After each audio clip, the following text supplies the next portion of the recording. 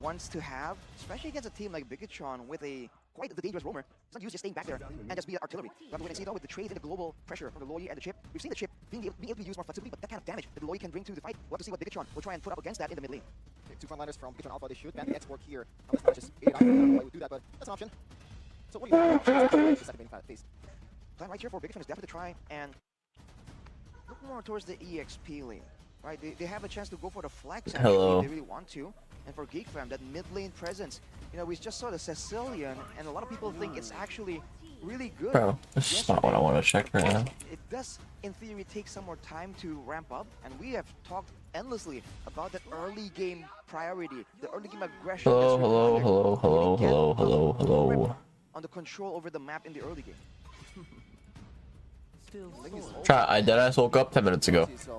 They're still respecting the fact that Ken is still. But I am so fucked. My sleep schedule is so fucked. I deadass woke up 10 minutes ago. Certainly, it's something that can be bring up, but I don't think so in this case. It's a bit too risky. Geek Fam pulled it off in the first game, I believe. Bro, I don't care about this. Other than that, it just so cooked. doesn't have that success. Masha, like Luke Masha, holy shit, like Luke Masha. Yeah, Luke was 4-8 and he got MVP. Like Luke Masha. In any normal game, you would expect, what? Why would you give the MVP? Thumbnail wrong? I know it is. I'm waiting for my fucking editor. Then you watch the game, and I think for. Did I just change it back to the old thumbnail? Hey, brush your teeth? Oh yeah, I brushed my teeth. I just brushed my teeth and I got ready to stream. For his entire career has been. Maybe I changed the thumbnail back to old one. I know it's bad, but the thumbnail hasn't. The editor hasn't given me the new thumbnail. There's no better pick than the Masha, technically, if you want to do that, if you just want to create space for your backline. So this is a very, very scary dive comp that Geek Fam have for themselves. Plus so much global presence. Loyi, Moskov. Man, what do FwydChickn retaliate with? Only the Valentina very early on, and a Chi-Chi to try and match that long trade in the EXP lane. A big factor though, Mirko, we were talking about it yesterday, was that against the Masha, Onyx didn't have a hero that can build that Wind of Nature to really stave off the initial huge chunk of burst that the Masha can provide. Now FwydChickn have a carry, and they have a lot of tools here to really stop the Masha from just going in undeterred. We have an NACD data here. The first pick hero in NACD Spring 2024 regular season. 5 picks, 50% win rate, like 64% win rate. So pretty good on the blue side, but not so much on the red side. In this case, though, there's still a lot of threat for the carry, especially a hero that doesn't really have a lot of range against a Loyi. You have a lot of trouble to bypass and CC, Zorizo, CC. It's actually really good. Holy shit, okay. Both comps are interesting. Sorry guys. Did you even sleep? Bro, I slept from 5 p.m. to 1 p.m. That's like 9 hours. I was tired as fuck yesterday, bro. I was up for a while. And if you talk about damage, is there enough to really burst someone down after, in the middle during the duration of the Divine Judgment? More than enough, technically, especially the longer the game goes. Prediction? FwydChickn, you have to pick and choose their engagements right here. If BTR plays like they did yesterday, they're gonna lose. If they're trying to maneuver back and forth, he will be left behind without they woke up and they're not as shaky, they should win. Like with a Mathilda or a Rafaela. That's my prediction. The first step is decided now. If they lose in this match, it's all over. Losing goes home, boys. No more chance to go to Riyadh. Stakes are higher than ever. But this is the time for game number 1 of FwydChickn Alpha versus Geek Fam. A deathly combination, the Loyi and the Kaja. For the man we know for his Kajas, Beloyski. Definitely also the drafts, so I think XP is gonna be a free farm lane for Zorizo, which is pretty good for a CC. But they do have a chip snowball. You get so much, the Moskov Kaja combo is pretty terrifying late game. With the Loyi diversion to send that Kaja. But there's a chance. Basically, BTR needs to snowball and end early. They do have carry for late game as a sort of insurance, but I still think Geek Fam has a much better late game. Beloyski forced the flicker there. Zorizo invading quite hard. Ready a burn to the flicker and Zorizo. Still has that sentry to get away. He loses his cap. Aggressive BTR just invading the jungles. What you want to do on the Barats, and that's exactly. Good job taking that small cap. He wants to contest that small one too, but it might be hard to. Struggling a bit against that CC early. Not level 4 just yet. Wants to go more. Pulls Ray back. Moreno's there to follow Ray, Ray we'll get the camp. Will he live though? Dashes out. Will not live. Will fall. Takes the first kill. Already, Rashi, you can see the downside of picking Amasha in this early game. Well, there's that, but there's also the spammable nature of the heroes of Bigatron. I was talking earlier about this chip and how often he can just spam. Yeah, Bigatron, aside from the carry, are very heavy early game. So if they can snowball with that, it's over for Geek. Have just so much more spells available, so much shorter cooldowns compared to the members of Geek Fam, and that's how they were able to just be forced, bullet away. Supercan now trying to go for an invade. Ray, they're gonna be forced to try and go for something. Well, this key quite low, no flicker. It is gonna be fine. Supercan, he's a level ahead. Chip is purple rep tree. On the turtle so far, he's actually staying around. Going to the mid lane now.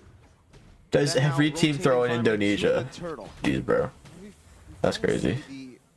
Prime example of why PTR was so good in the regular season. They're not going to contest. Everyone on the opposing side. They know yeah, I think PTR is best. Right away, are best when they're winning the early game cheesing. Not just necessarily cheesing, but they do a lot of cheese strats that involve, you know. No flicker still, and Torizo want to utilize this lane prio. Bigatron Alpha in the enemy jungle, just conquering, not letting Ray get farm, trying to take everything. Even the orange buff now, Beloyski gonna be stunned up by Key, still able to dash out to safety. Supercan's red tree is back up, and they will be able to steal this orange buff with no contest. Without a Divine Judgment, there's no way for Geek to really threaten anything, any kind of pickoff right there. And again, the tempo from Bigatron is so fast, so oppressive. And this is before 1K goalie, 3 minutes in. In the picture. This is gonna get even worse the longer the game goes. As we take a look at the talent prediction by the Samsung Galaxy series. Bit of banter from the just gonna get out of just fine. Bit of banter from us, 3-0. You said 5-0. I know your prediction. I was kind of disappointed. Oh, the version goes off. He knows. They all know. Just to the bottom lane. Oh, straight with the Divine Judgment on Amon. Goes, and that flicker too. Very nice. 1-1 on the board. Gotta be a bit more careful next time. Amon. Very nice. Welcome. He has to count the possibility of diversion coming out of nowhere with the global presence. Fortunately for him, the wave is pushing in his direction, so Key will be trying to just be annoying right here with Supercan. But Eman himself, I guess he felt a bit more comfortable, a bit more safe. Convertible. he said comfortable, like convertible. Supercan will get the blue. 3-level lead already. Red treeing early, but it only enables their level lead that advantage looks so over. to keep that advantage going. Now 3 levels ahead of Ray. How do you solve this, Arashi? The fact that Faraz just coming out of nowhere in every part of jungle from Ray, and you don't really have enough resources in this early of a game to pretty much punish that. It's just the difference in the roam presence. The Kaja, of course, can't. I'm not confused. I'm sorry, guys. I have the wrong thumbnail. My editor isn't a reply. I might swap back to the old thumbnail. I'll just do that. He's not replying to me. Get some items. A boy, for instance, already with the enchanted talisman, will be doing a Free turtle. right, and we know how terrifying the lawyer can be. But look at Key. Cut onto Beloyski. Can't go for the Beloyski will put it down. Flicker Divine Dungeon from Moreno out to Chidera. Chidera goes down as well. Supercat misses the eat. Supercan, a missed Detana's welcome, but Detana's welcome. And Ray now trying to zone Ray from this turret for a possible turret take. Look at Luke though, instantly shoving up top. Trying to get a trade as well. Ray, I don't think he'll be able to really look for that bait, for that Spear of Destruction, but they Spear of Destruction misses. Extremely strategic, extremely robotic, the way they execute these team fights. They know their strength, and they play it to their favor. Bigatron Alpha, they know. They want to get their revenge after what happened in the last season's playoffs. They're trying to make sure that they have full control right here. Oh, the Diversion goes off. Beloyski, Divine Judgment goes off. Oh my god, Chidera gets Moreno gets one shot. It looks quite bad when Ken is on the bush, but it's Beloyski, man. He knows where everyone is, and right away flickers towards the preferred target. But look at the result, though. It was a pick-off by Geek Fam, but they lose 2 turrets.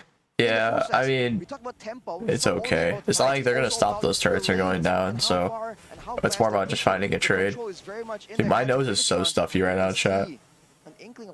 So I'm gonna sound really nasally. It's really bad. I have allergies.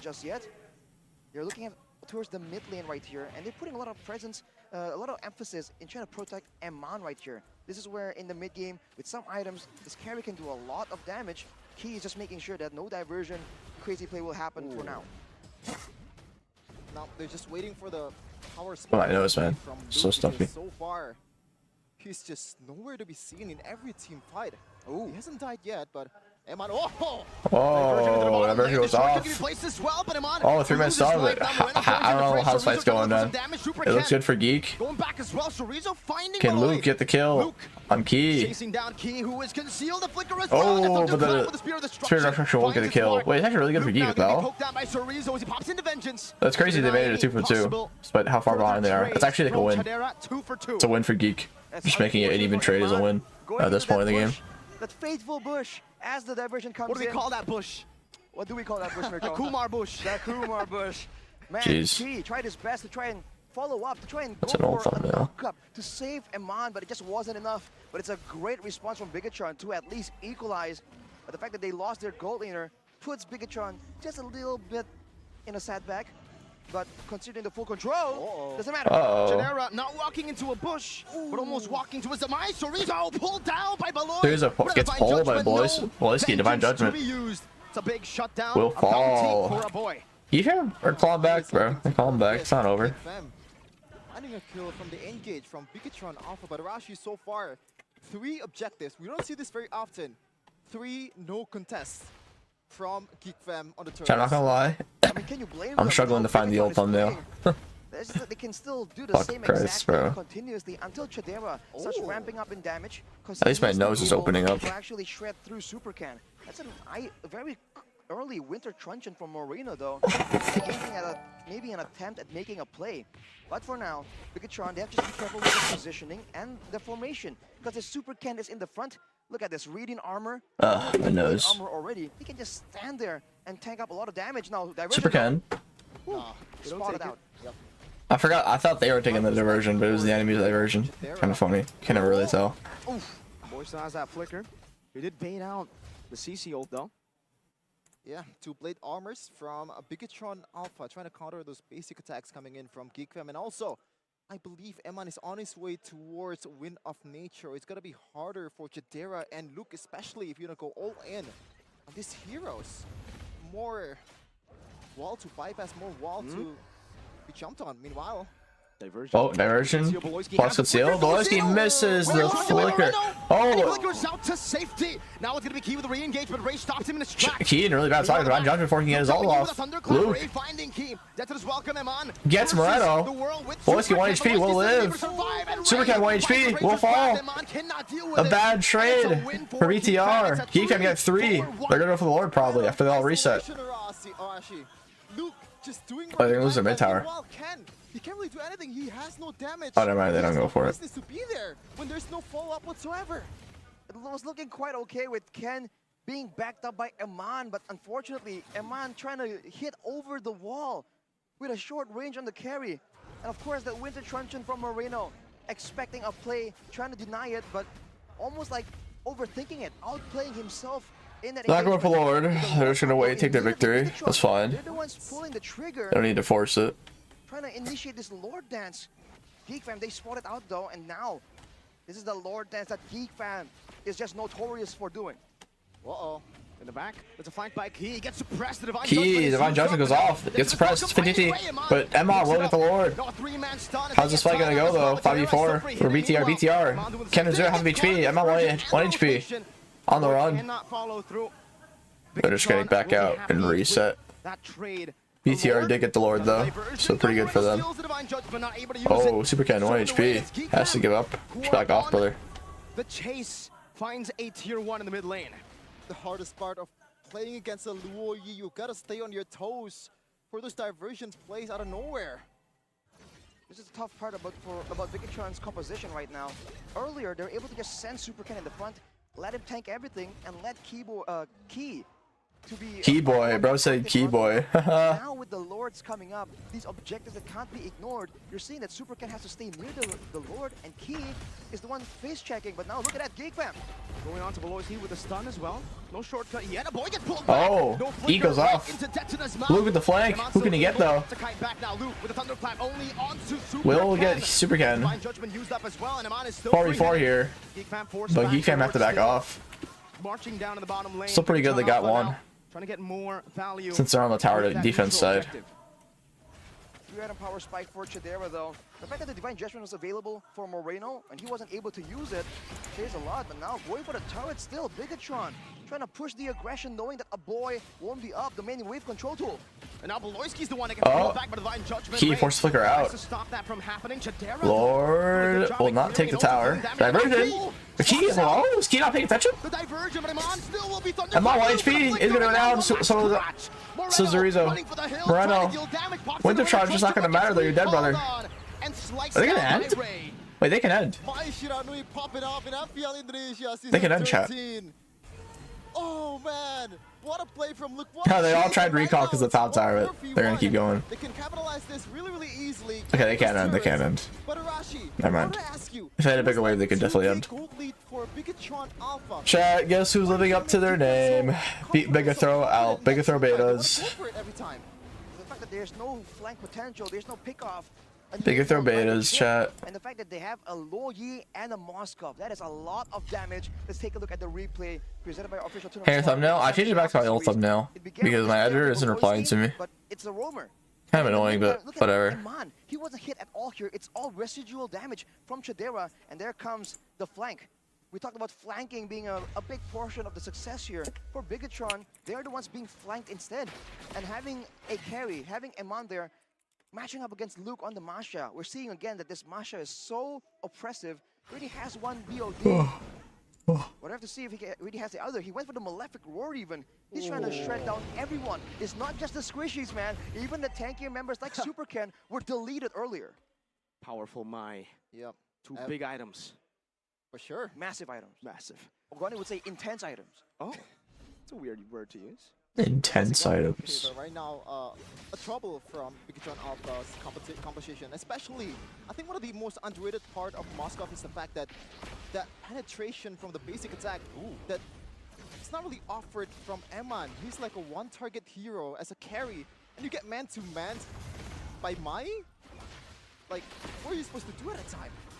It's tough. To rely on the You could have the goalie now, actually. Well. And their late game honestly is stronger. Valoy has the flicker. There's already posturing up. Meanwhile, Key in the bottom lane just trying to get that map pressure. They do have that still, technically. But Geek Fam can technically also parallel and mirror that map pressure play with a Spear of Destruction and Loyi. Key. Oh, Key goes in. Onto Ray. Luke going in. Among Us the Lord. Key tries to figure out. Is probably going to fall here. Key dead. Luke, looking for Moreno it seems. No, do some damage. They TP out. Oh, they went up. Amon. No wind is going to die. Luke on the Masha. Bro, if Geek Fam just go in like a second earlier and don't just give the Lord, like they could actually maybe get it. Or maybe, you know, if Ray just wins a 50-50. That could be it too. And Mon has gotten both Lords now. Why do I have a lot going off? Oh, diversion. It's a terrifying diversion as well. Geek Fam are dealing with the Lord, and this Lord advantage might as well be Geek Fam's. Extra gold, I'll take it. If they got the Lord, they probably would have ended. Because Lord minions would be coming down. They wouldn't take so long Lord wave. Yeah, they're not gonna hide strats, brother. Whoever loses here goes home. This is a desperation. But without turrets left right now, they are not going to hide strats. When the next diversion is gonna show up. Trying to go for some farm as of right now, but this is a big problem. It almost seems like Chidera on the Moskov is out damaging Eman. Not just. No, he definitely is. Moskov late game with 100%. It's not that he's out damaging Eman, it's just Moskov can pierce, and his pierce is like very noticeable. So if you take into consideration his pierce, he's definitely out damaging Eman. Not individually, but on like a team scale. Although for SuperCan, he went for the Sky Guardian helmet that helps him whenever they are just dancing on the Lord to take some of that chip damage, some of that poke to back off, but now with the lightning truncheon, I think a boy is intending to go for something massive here. Bigger throw. Go and land a combo onto Eman. There'll be a lot of damage that he cannot ignore, and he has no protection from. Diversion. Only the rose gold meteor. Zorizo, back the fuck up. What are you doing? Hello? The shot is BTR just like stupid. The system is offline. The Geeks have decoded the robots. I actually just have no words for what I just watched. Like they knew it was there. What do you think? Is he baiting or something? Amon? Okay. That is just the weirdest fucking way for this game to end. The shortcut does nothing, but it will bring Geek Fam Bro, into that shortcut to take game that's one. crazy. That's crazy. Our battle tested. Chat, no, they knew it was ulting, but instead of just fucking running away, they just sat there like, oh guys, we're gonna fight him when they TP in. Like, bro, they have Kaja Masha. Anybody, the first person just dead. I like how you don't even hear Mirko because he's so disappointed. Now Mirko talks, but he's like, bro, what is my team doing? A lot of teams can get that control, can get that advantage in the early game. Like, I don't hear Mirko right now. He's probably just looking at his team and disappointed. I think they expect Geek to actually take that TP. That's just, nah. You can't just say nah. That's just crazy, bro. I don't know. That's just crazy. That's all I'm saying. That's just crazy. On the back foot. About to be eliminated on the brink of elimination. 1-0 start to the Geeks. Crazy, bro. You said something about Geek earlier. You said the mental fortitude to be able to mount a comeback up, to be able to stay, weather that storm in the early game. But where was that for Bigatron Alpha? Where was that mental? Once again, that might be. Oh boy, bro. No words. Bigatron Alpha just somehow crumbles when it matters the most. Over the few seasons of MPL, when they got to playoffs, that regular season dominance somehow just can't be replicated. Game highlight, targeting well from Luke brings Geek's attempt to avenge BTR in game 1. Hall's empty. Is it? I didn't see. Geek Fam, man. MVP, game 1. I think maybe Volesky. His pulls are really nice. Volesky or Luke, I think, are the two that deserve it. On the Xbox, the last insanity is to zone everyone away. On the Masha, not much different. That last sequence was just insane. We saw that Bigatron spotted the diversion. It seems like they were setting up for a play, but they got completely ran over. They stood completely ran over. They knew about it, right? Brother. They thought it was going to be a fake. Turns out they took it full force. 5 members took the diversion. It was an all-in gamble, and they won it. It's the mental game, man. Team fight's insane. That's why Yeah, they're pretty good at the team fight play style. Ube, like, they've always been good at that. You know, without exaggeration, that was one of the playoff tournaments so far. That diversion in the late game. Come on, man. Really? Bro, it wasn't even really like an out. That wasn't even really like an outplay, insane play. That was just like BTR freezing up and just not thinking, bro. So Bigatron are always participating in the best plays of the tournament so far, but not on the. That was it, man. It wasn't even an insane play. Just a very disappointing result. They show the diversion, and then sometimes they don't go for it, but sometimes, when you least expect it, the whole team shows up, and man, take a look at the big man, Luke himself, MVP for this game. Two massive factors for Two massive factors. And we didn't even get the second massive factor. Two massive factors. Second BOD, and he already dealt that much damage. It was a have to seize BOD and Melfic Roar. This time, he didn't need to die 8 times. Yeah, look at the pose. He's ready to go. Over and over again. He knows he's gonna win. And honestly, claps. Claps left and right. My nose is still stuffy as hell. It's a difference in combo, right? For Geek Fam, Yippee. you just have such a lot better of a team fight just from that low yield. The Valentina we saw from Moreno. Mirko crying on the inside for sure, man. To how much It's his team. We'll see some of that later on in the stats, but here are the game highlights here by our official gold partner, Ube as gold. Initially, you can see it's on the super front. Here's a play though, unfortunately for Eman. He was deleted, and Bigatron were able to actually still kind of equalize. But you can see already from this moment here. My nose is so fucking stuffy, man. Holy shit. It's already a massive problem, man. And of course, the Moscow global presence. Whenever there's a global presence in play, Geek Fam are just so good at it. This was that Winter Truncheon from Moreno. Kind of anticipating a big engage. Then Key was the one pulled in. And even then, with everything spent, you see this split. I don't get why they ban low E. I don't get why teams. Yeah, I definitely don't. Yeah, my teams aren't banning low E. She seems so OP. I was so curious about this, man. I think they're just they're banning a lot of like target picks, like comfort picks, and they're not banning the general OP picks like chip low E. But at this point, bro, like low E is a general and it's a comfort pick with how OP it is. Are able to still survive from that onslaught, even when they don't itemize completely. But yeah, it is kind of insane. It's the Appraiser's Wrath, right? I mean, FwydChickn was taking a Appraiser's Wrath. And that fully on Ken, boom, and on Iman. Look at that, just poetry in motion. I feel like there's also some kind of disrespect towards the potential of Chidera. When they're team fighting, Big Alpha, they can pop up, and that allows Moscow to penetrate even the backline with that passive. And also, it's a difference of using the teleports. I think a boy has been using this global presence much better than Key. A lot of times the portal. Time is it there? 1:40 a.m. And some of the people that got into the portal also didn't really. The version plays so good. Yeah, the version just changes how you have to play the game as an enemy versus it. Lord Pit, Moreno was there between all 5 members of Geek Fam. There were a lot of hesitation, you know, for all the members of Big Turn Alpha. Yeah, you're I feel right. like low E chip being in the meta, very annoying, man. I kind of hate it. Instantly. It requires you to like adjust so much. It's such a drastic change to how you normally will play the game. A boy on a pick that he's not comfortable on. It's the Loyi. He's not comfortable on that Loyi. I mean, compared to the Novaria, Valentina, and the Faramis. But he performed in this way. So at this point, how do you counter a boy? How do you counter a boy? He has experience with Sana quite often. In theory, it's the same thing. Big AoE. Chidera got the bomba build. Also vulnerable with no maneuverability tools. But like I was saying, Ray went with the Antique Cuirass. Bomba. And the Brute Force Respite, so he didn't go for like a blade armor. And yet, if you look at the damage, I don't know, for Eman, for the carry in particular, it just seems so lackluster.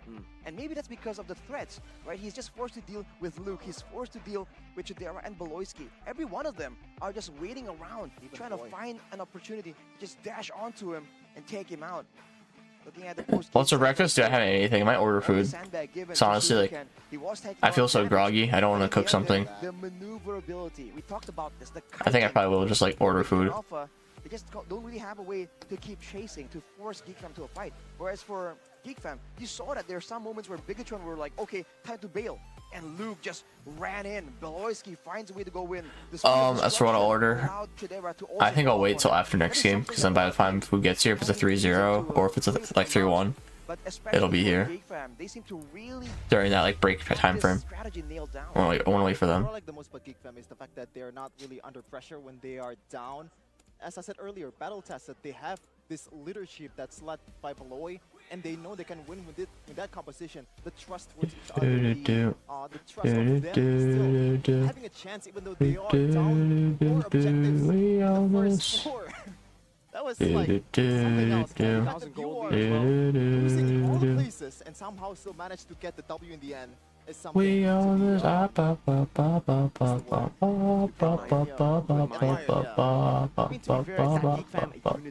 The way that they are literally play together, trust in each other, but I think while we're talking about we can also where was that unity for Bigatron Alpha? You going to mukbang stream? Hell nah. Hell nah. And it feels like where Geek Fam, they all trust each other. Bigatron was just doubting each other every single moment in that game. It really seems like after the initial... I'm not doubting. It's actually a very interesting way to put it. He's kind of right. The invades, the first bloods. The BTR didn't seem confident as a team when they fought, but Geek Fam literally all or nothing it, and like it would work out for them. Right? In theory, it's supposed to be, it's supposed to be Key going for those pickoffs, having all the pressure, and Super Ken coming in for the invades, and that pressure on the map was what allowed them to take so many turrets. But afterwards, after the turrets were down, especially when the lords were up, we already mentioned that this is a strong suit of Geek Fam, the Lord dance, the Lord fight situation. But man, you're seeing it even better here because for Bikatron, it seems that they're extra lost when the Lord is in the situation. We own this. Also, I think there's a problem that we need to address, but we're gonna address it after this because it's something that needs to be discussed. We're gonna take it to our host, Bude Clara Mungsar, and also Moko in a second.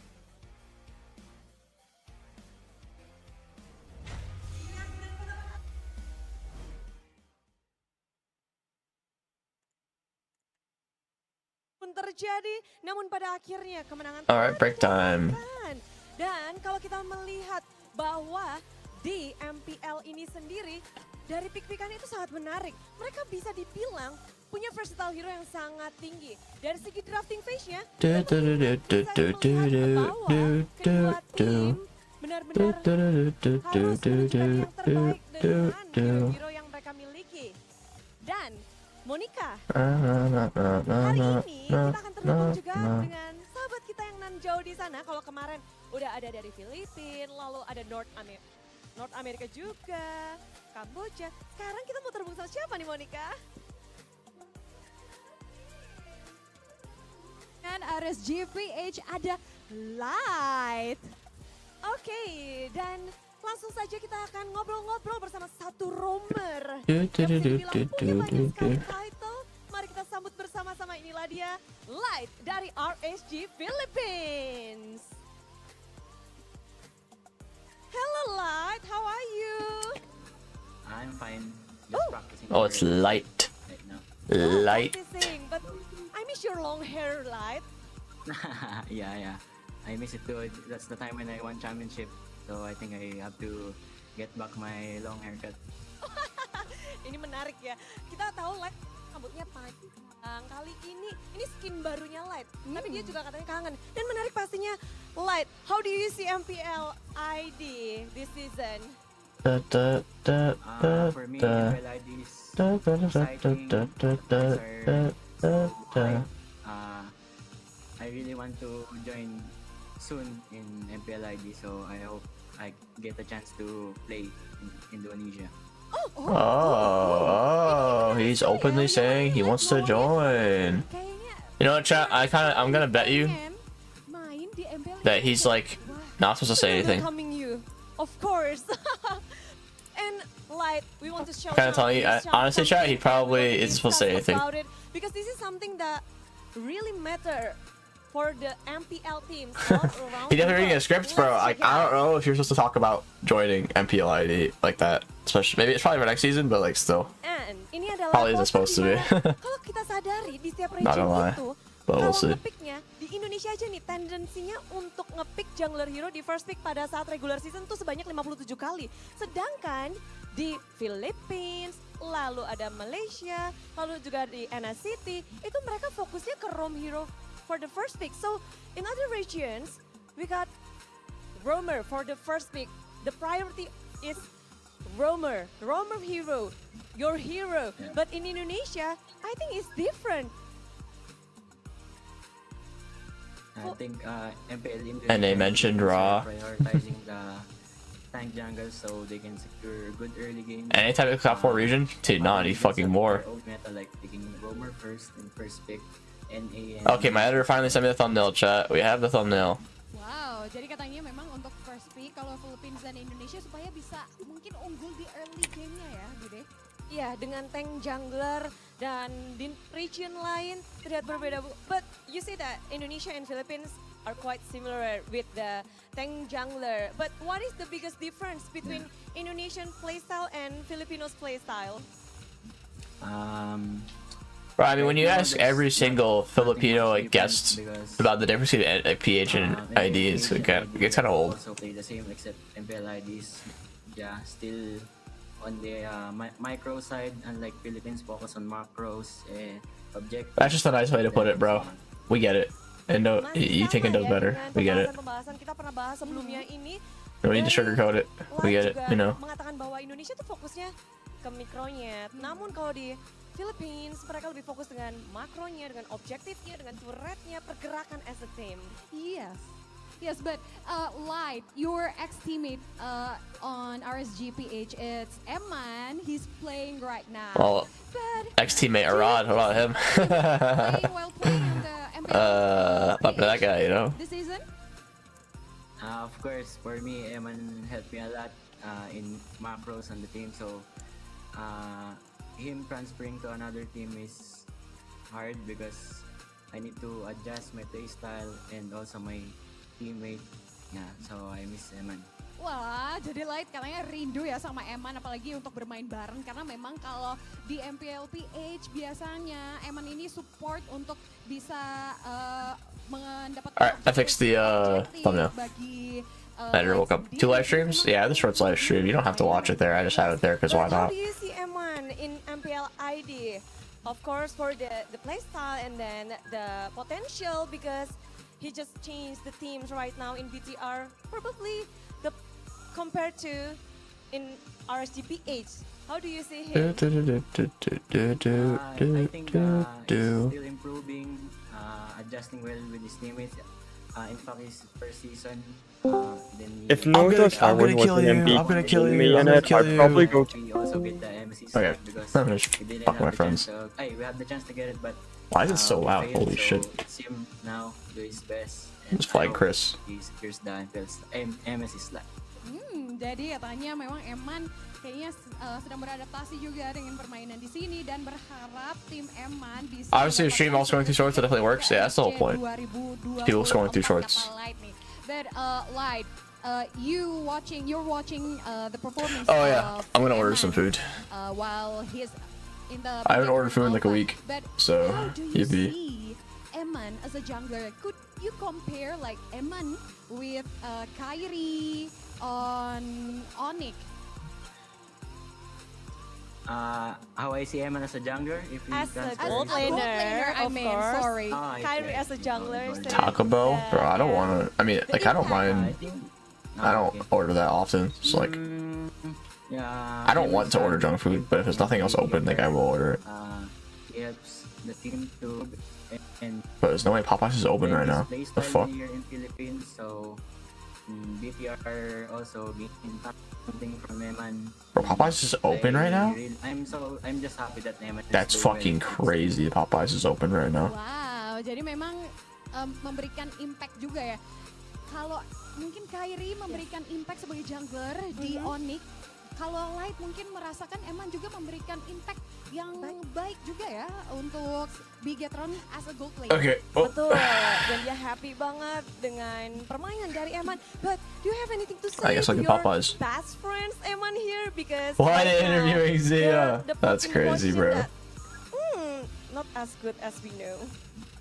That's crazy. Good Why are they luck, interviewing Eman. Zia? Down sa tulong, but you can do it. Semangat.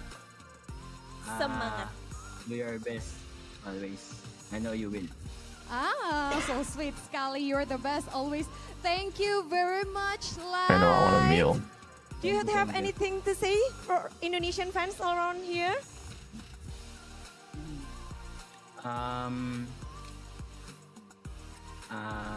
Wait. I love how Indonesians so passionate about Mlbb Pro Team, so I'm excited to play in FwydChickn region soon. I don't know he's supposed to be saying that. I swear to God, chat. Like, he's not supposed to be saying that. I swear to God. Thank you. Thank you, Light. Seru banget itu. Dia udah itu 2 kali kayak- ngomong loh. Iya, ini kayaknya spill yang Yeah, like I swear you're not supposed to say that. ini Light berada di MPL Indonesia. Iya.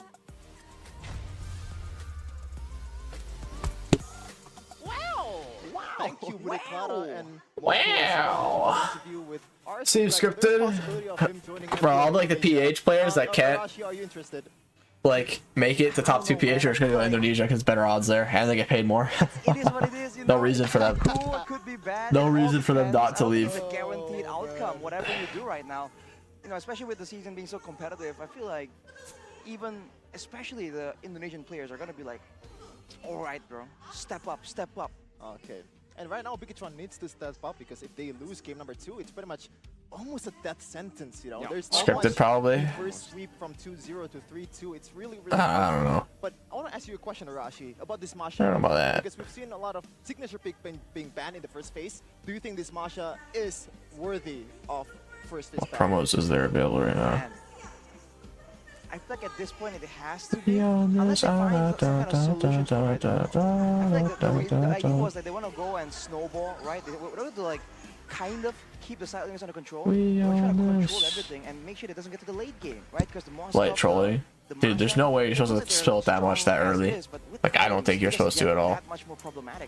I'm pretty sure you're not supposed to. I'll be amazed if he's like okay with that. Wait too late now, but. With the Masha just constantly running at you, it's just so difficult, man. Either you can Onyx gonna pick him up? What do you mean? Onyx fine with Keyboy. Keyboy's insane, bro. Or isn't he already Keyboy? I mean, he's been a little shaky recently, but still. I guess Keyboy. Maybe like something like a fair miss could work. Can't diss Keyboy like that. To protect the back line, and I think that's what's lacking right now for Big Eternal Alpha.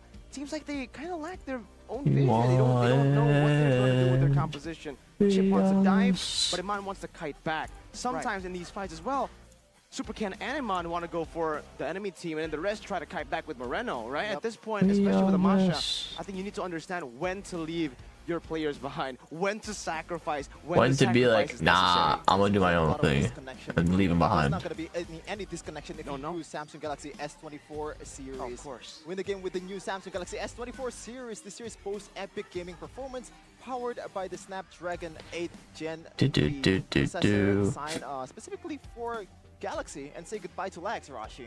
With its smooth performance and, you know, keep your cool with large vapor chambers that prevent overheating. You know your phone when you charge it and it's like overheating and now you have no idea if you want to keep charging or you want to play, right? Because it's overheating.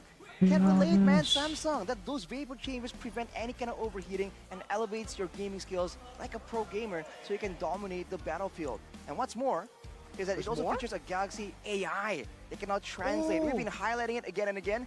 But you keep seeing examples, right?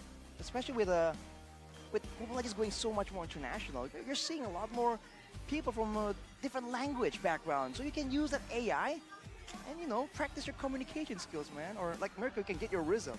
What? Ooh. I never used that for Riz, but these guys certainly do. You can see them right now, rizzing up the camera. What's up? What do you mean, Mirko, what's up? That's not me. Looking more like Gani, actually. He's CW at best, right? Right? I mean, CW is basically you. What are you talking about? That's true. Me, CW, add more onto the list. Hiko, people say I look like Hiko too. At this point, it's everyone, man. Oh, man. Everyone with glasses. It's like generic Asian 1. Oh. You're I'm generic Asian 2. You're generic Asian 1. You look like everyone. There. Exactly. So we're waiting for more generic Asians to join in. This is their discussion. I don't want to thread this down. It's okay. It's dangerous. You know, if Geek Fam win, it's the elimination. How is it dangerous, bro? Everyone watching is Asian. Like, who is it not watching it isn't Asian? Bro, it's like it's dangerous to thread down this line, bro. Like, every single person is Asian here. Come on. Thread down what line? Let's be honest. I'm just saying. Isn't it time for draft, bro? The delays are so long that at this point I just wait. Right, completely focusing down one target. What was the time? 2 a.m. Players, whenever they see the carry and all the stars just start flying, they're like, oh dang. I am watermelon person. I gotta move. I gotta get some immunity. Go for a you're the minority. Or something, which is what Ray built, by the way. But in this game, we see less of that. There was almost no panic. It's like they knew, like, okay, keep throwing your stars. I'm gonna get you. So it's interesting to see if it's just. Is it just the way it was played? Is it the composition, right? The lack of protection, like you mentioned. Change full. Or is it actually the carry no longer being as dangerous, especially with this meta where there's a lot of sustain, right? I think it's just about the disconnect, honestly, right? I mean, when disconnect. Okay, sorry.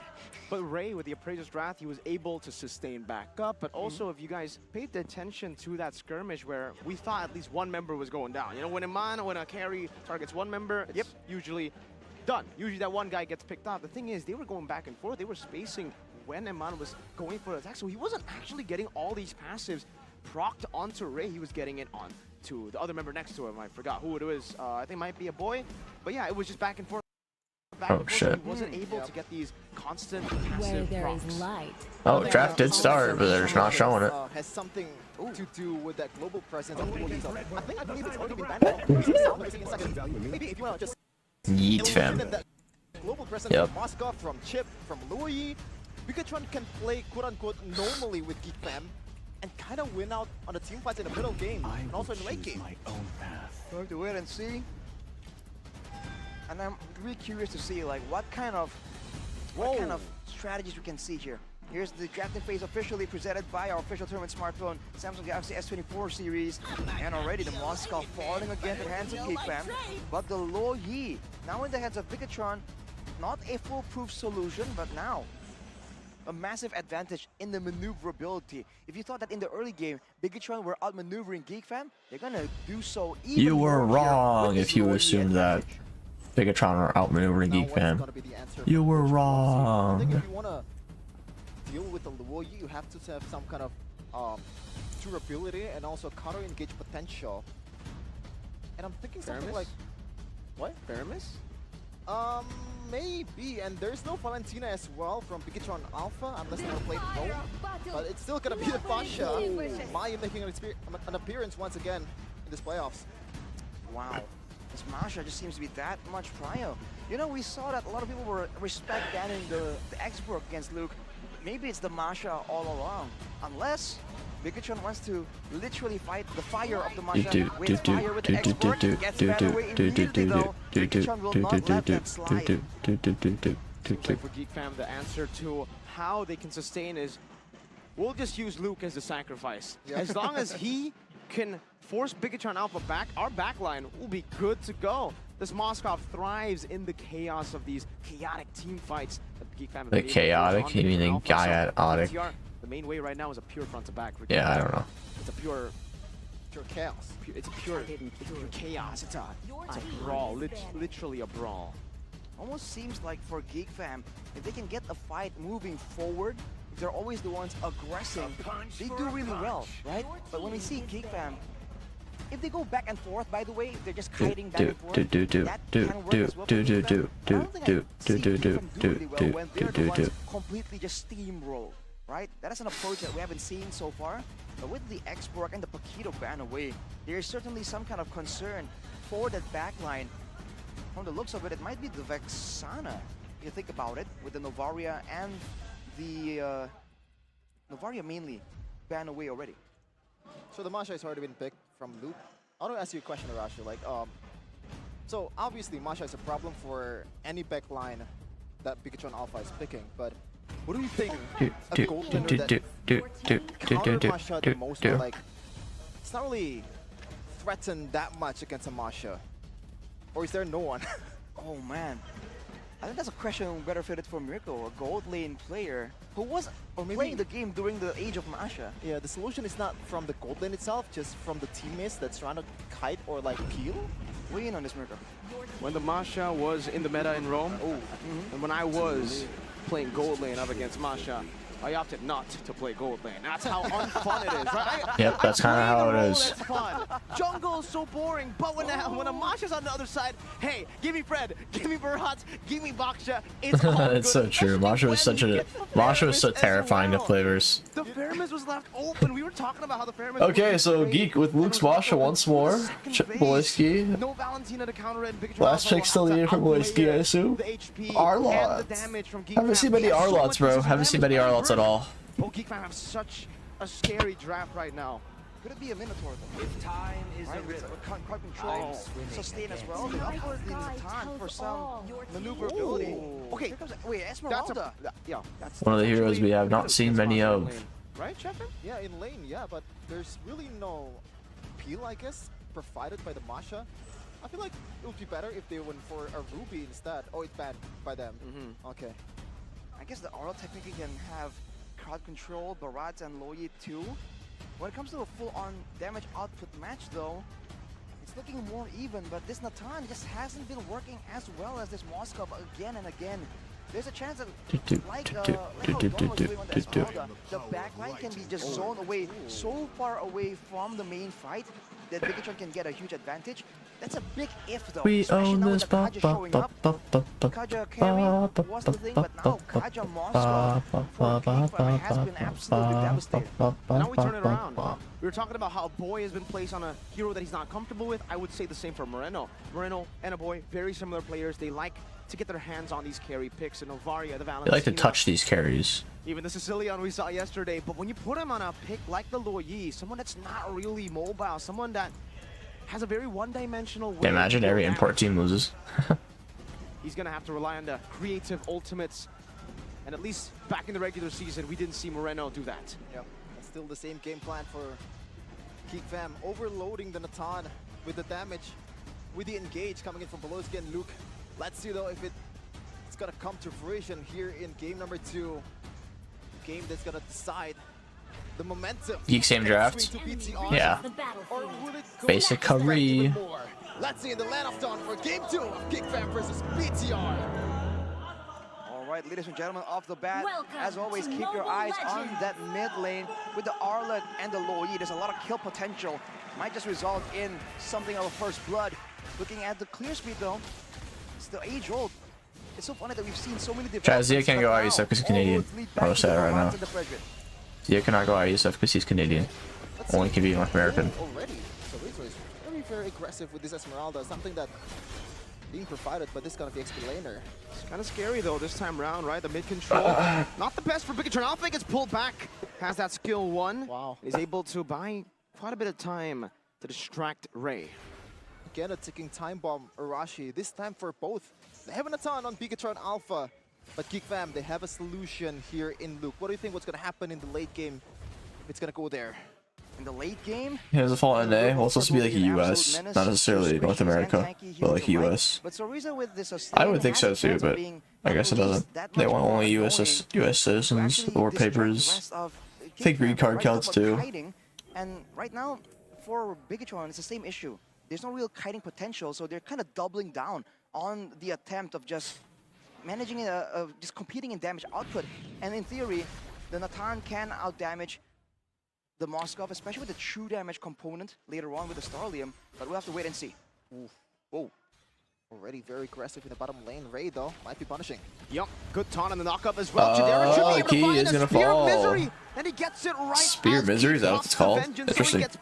I never knew. And shoved back to tier the Spear of 1 Misery. For the Moskov. Assisting his own death key, going in. Not really the best decision there, but what can you do? Oh, diversion top lane. Damage placed down by Chorizo onto a boy. Supercan rotating as well. Oh, Boy does have to misses. purify, but Luke does not. Still able to evade from the missiles, and it's Moreno. If Moreno connected that, oh boy would have died. Just yet, Beloyski has that divine judgment to lock him down. Vengeance and the stun. Boy, is he getting zoned kind of hard here. Oh, Loyi poke is going to finish him off. Luke trying to finish Rizzo off, but cannot. Seems like a free turtle, at least. Ray might contest. Nah. Big bonk. Not gonna do much though. He just straight up killed himself. I don't know about that one, Key. Unnecessary. 2 times Key have fallen down in this match. Gives 2 kills towards Geek Fam, but same story once again. BTR dominating on the objective fights. 2 kills for the neutral objective. Considering the fact that there was a Barat, there was an Arlet and a Loyi. This is a very strong trio mid combination, and yet Geek Fam were still able to find value from it. That is something that really isn't really encouraging for Bigatron, so they gotta be a bit more careful here. Wow. Up though in the bottom lane, that's final slash connecting. Beloyski very low. Doesn't decide to go for the divine judgment. Iman shoos them away with the entropy. So saw game fact by Kope Arashi that time. Luke 4 picks with Masha. Pretty even. I think late game though is in Geek's favor. But BCR is a better late game comp this game than they did last game. When you had the like Loyi and Natan. Good retreat. Oh my god, the divine judgment went off. Even though I'm on flicker, Key's gonna go down as well. Will Key live? Wow, lives. Holy shit. But it's not enough to take Key out. Not now. If Blake first kill autoed, it would have killed, but he only autoed. I mean, I would think that's enough too, so definitely shocking Key lived. He had like 1 HP. Did I see OP? Yeah. Oh, he goes off on a boy. A boy doesn't even purify, just dies. Not now. Okay, even game right now, gold lead. Not even 100, and right now 200 for Bigatron Alpha. So anything can still happen. Yeah, Key on the Arlot is the most enticing thing I've seen.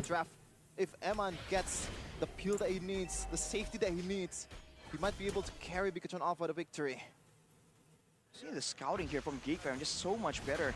It's always like they have Beloyski as a vision tool securing some kind of info every single time. And Chumi already used right here to try and burst the turtle down though. FwydChickn, bold moves. Goes straight for it, Ray! Wow, what a steal from Ray. What a steal. Ray comes up, steals Bro, away. Dashed it. Oh, Spirit Disruption? Chidera, I don't know about going this deep though. Purifies. Oh, the Divine Judgment goes on the key. Chidera gets eaten though. Has no Purify. Oh, good Nether Realm. Let's just save Chidera's life. Might still be dead though. Chidera, yep, still dead. But Luke with the flicker onto Ahmad. Can he get the kill? I don't think so. Luke's going for it. Luke's not going for it anymore. Able to fully get onto him. Meanwhile, Thunderclap 1. Luke is dead. Goodbye, Luke. Luke very low and taken down by SuperKen. What just happened? It looked really good for Geek Fam. But I feel like they're not respecting the fact that Chorizo is there as some kind of TPS in the early game. You know what happened? That's the Loyi power, man. He's dead like 3 times already? Yeah, he ain't doing too hot in the Arlo. Not gonna lie. Frenzy a bit. But they did come from the same team after all, so. Is it really a shock? Not really. From Chorizo, staying in the front, doing damage. When everyone's clumping up like that, especially with the Netherrealm in play, this Esmeralda has a lot of value. We've seen it before, but this is FwydChickn just doubling down on the 5v5s, on the long team fight. And you can see, if they don't get immediately bursted down, if they don't really lose members outright in the beginning of the fight, they have enough damage to match out Geek Fam. But these diversions really haven't been as impactful. Yeah, I mean, avoid Moreno kind of getting Loyi diffed right now, man. You can really tell who's the better Loyi player. These diversions are not that crazy from Moreno. There's still a lot of time for him to make up for it. Or maybe Geek Fam's just used to playing Burst more, so they're prepared. Voloski, the flicker holds. Onto Ahmad flickers out. He's gonna live. Not enough to take him down. Lack of burst damage, but diversion. Moreno, diversion bot. Where's it gonna go? Nope, decides not to take it. Nope. Still waiting for the next opportunity, but Geek Fam. Oh, is there Rizzo? Active one. Oh, voice Star Moon. Just trying to poke Ray. Zoning him away from the neutral objective as well, though. Ooh, are they gonna get this tower? Yep, it's gone. They're gonna get a turret, but they're gonna trade it for the turtle, unless Chidera wants to participate. But no, Geek Fam as a whole, just let it go. Yep, tower turtle trade. From Geek Fam. It's okay. Willingness to let go of objectives when it doesn't really seem like a realistic option. Yeah, and I feel like I would prefer a turret, even though it's an outer turret, compared to a turtle, because it gives you so much room to explore, especially a hero like Luke. It's a lot of space, it's a lot of vision. Oh, Brad, it's not a great spot. You're 5 on him. Divine Judgment as well, but I don't think it's good Divine Judgment. It's key with the 3-man ult, final slash. Voloski quite low, the other one goes off. Nobody's gonna die. I think it's a horrible idea to ult the Barats until you're like late game where you can want like melt them. Horrible idea. He has the top lane pushed up, a diversion. That's 2 of like Geek's biggest resources. The Netherrealm and the Divine Judgment. Like you have to get a pick with the Divine Judgment. HP SuperKen as a Barats. That's because of the positioning. FwydChickn understands that they can let SuperKen tank some of this damage. He's tanky enough to withstand it, at least initially. And because of that, they're letting him take the first hit, and then they're counter-engaging with the final slash, with the damage and the passive. Oh, Retro and Boy goes to the wall though. Is he gonna be fine? Yes, he will be. Doesn't go for nice discipline from a Boy there's not actually purified the Ice Retro. Oh, look, there's a Gopple from Wish. Gopple from Wish. Not much going on so far, still 1K, so not much gold swing, not much momentum swing happening in the map, or happening in this game. Anything can still happen with this kind of composition, and Voloski so far has been quiet, and you know, when Voloski is quiet, something's gonna happen in a second. It's almost like he's forced to really try and react now, getting surprised again by the jungle control from FwydChickn. Very early Daytona's welcome though. It will result in a turret, even though it wasn't exactly a critical factor. 2k gold ahead. Now, it looks like Geek Fam are the ones confused. They can't really find a way to get a reliable flank anymore. No macro diversion and a shortcut portal, and in the front seal from Malloy. It seems like as long as SuperKen is the one that gets picked off initially, there are ways for FwydChickn to come out on top here, especially with a combination, a solid front line along with an Esmeralda, but flicker it out, boy, kind of not really necessary to flicker there, but 1 HP bar down on Luke. 30 seconds, sorry. Another stun comes down upon him. Sphere Destruction? A bit early, Chidera. I don't like that. Why would you waste your Sphere Destruction? It's such an important ability tool. Key getting melted by Luke. Luke. Run. Oh, boys, he falls. Ray misses the retry, even with the fucking Appraiser's Wrath. That's kind of insane. That all goes off for a flank, but they're not going to connect. Luke going for it, bro. He's in there. 1-for-1 trade for Key. Probably not worth it, though, but Key's already at 0-4, my man. Very unfortunate. Even the big block he still misses. Yeah, it was a very nice retry from SuperKen. Like I thought Ray had that in the bag. Aggressive moves from Bigatron. A different look right here. They're not scared of. That is just like a lucky retry right there. The fact that they used several ultimates before the initial fight actually erupted there in the Lord Pit, and they were still able to. You guys have a right for much like the streams up as well. All good stuff. Everything so well right there, zoning away Luke, keeping him always in their sights. Zoning him away from like it sub, and still trying to make sure that they can get the right amount of control, funneling everyone into one situation and saving the final slash to try and. Now it's not a charging ward, so they can defend it quite easily. Can they go for more? Okay. Whoa, Key with the attempt at the diversion final slash. Not really gonna work out. The divine judging goes off on Key. Has the immortality though. Not gonna do well. Luke with the flank. He's gonna get Moreno looking for Emon as well. Luke flickers on Emon. He's chasing him. He's chasing him. They lose the high ground. Zerizo probably will fall here. He does fall. Luke not in a great spot here. He's running away. Will BTR chase. Seems like they won't. 1 for 3, but they got a high ground, so it's kind of worth BTR. Like I think it's a good trade. But Geek Fam find a momentum shift. Not only getting a but the later the game goes, the more terrifying Luke is. The TPS from the fight. Luke is doing work at this time. Look at the items. Already BOD and Heptasis. More importantly, Iman just finished the Holy Crystal, so both gold laners at a 3-item power spike. But you saw who was targeted in that fight. It was Marino. Oh, no, he takes a diversion. Boys keep the flicker all. No way!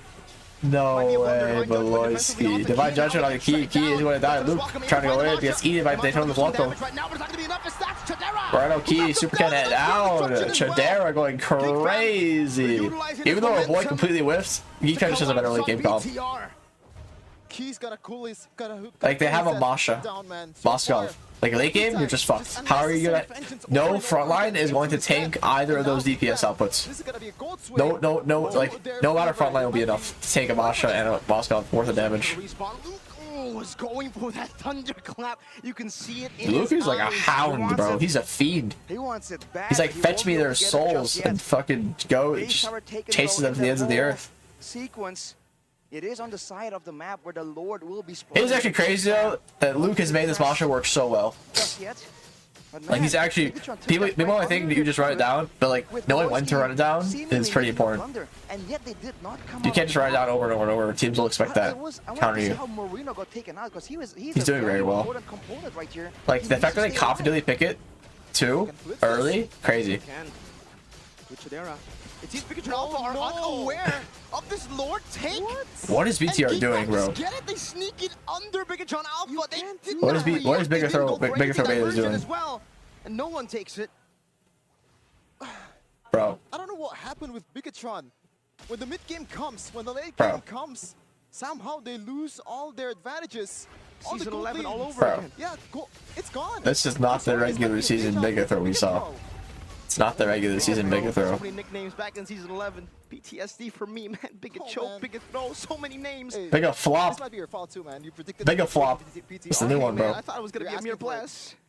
Bigger flop. Turns out it's just not that simple. Now with the Lord coming in, let's not get ahead of ourselves here. There's a lot of damage available for Bigatron to go for the clear. And Mon and Marino can do great. Sorizo as well.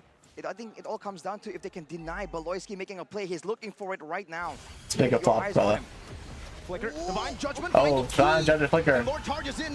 And Key does down. Chidera misses the Spirit Destruction. Another one goes off. Not looking good though for Geek. All quite low. I have to get out here. Geek, you gotta run. Chidera is gonna get out. That version play goes off. They see it though. Luke going back in for the re-engage. Emma force Flicker back. Luke and Boyski falls. But everyone at BTR flickered. Not endable though. But still, they defended. And look at the highest damage. Now it's like an even playing field here. One high ground on each side. But I think they made high ground is Actually, the mid high ground is not that important because you always clear mid lane. The side lane high grounds are like much more important because you can always play for split push and side lane macro for lord fights. So it's a very important as the diversion comes in. Thing. Trying to look for something here when Luke isn't available. Whoa. Conceal. Trying to look for a final slash, an angle to go for a final slash from Gabaloyski. Oh, the other goes off. Oh, final slash goes off as well. That one saves them. Chance here to do some damage. Super can't lose his ammo. Amon has the flick to remember this fight, so it's really bad for him if they keep going. Luke, chase him down. Ray, doing some CC. Zarizo getting caught out here. Can he get out? Diversion play goes off. And they're fine. Amon was actually going to turn around and go in it, but good thing he didn't, because he didn't need to. Of that chase. Look at that Luke lurking in the shadows. It's not as brave as the engage earlier in the base, but he's trying to pick out his targets, and this time around, it's got to be Amon, man. It's already late game. He has all the items, he has all the golds, already level 15. It's a threat to consider for Geek Fam, and I like the way Geek Fam played at a time. There is Amon to consider, but there's also Moreno on the low Yi. He has the Wind of Truncheon, and Mon has the Wind of Nature, so there are outplay tools available. But if Luke is able to just go on one of them, force the usage of the item, and go for the other, he can just very easily burn out 2 value items. As Geek Fam, look at this. They're the ones having control. Bigatron are confused. They're worried. Bigatron are confused. Concerned about another Lord Sneak.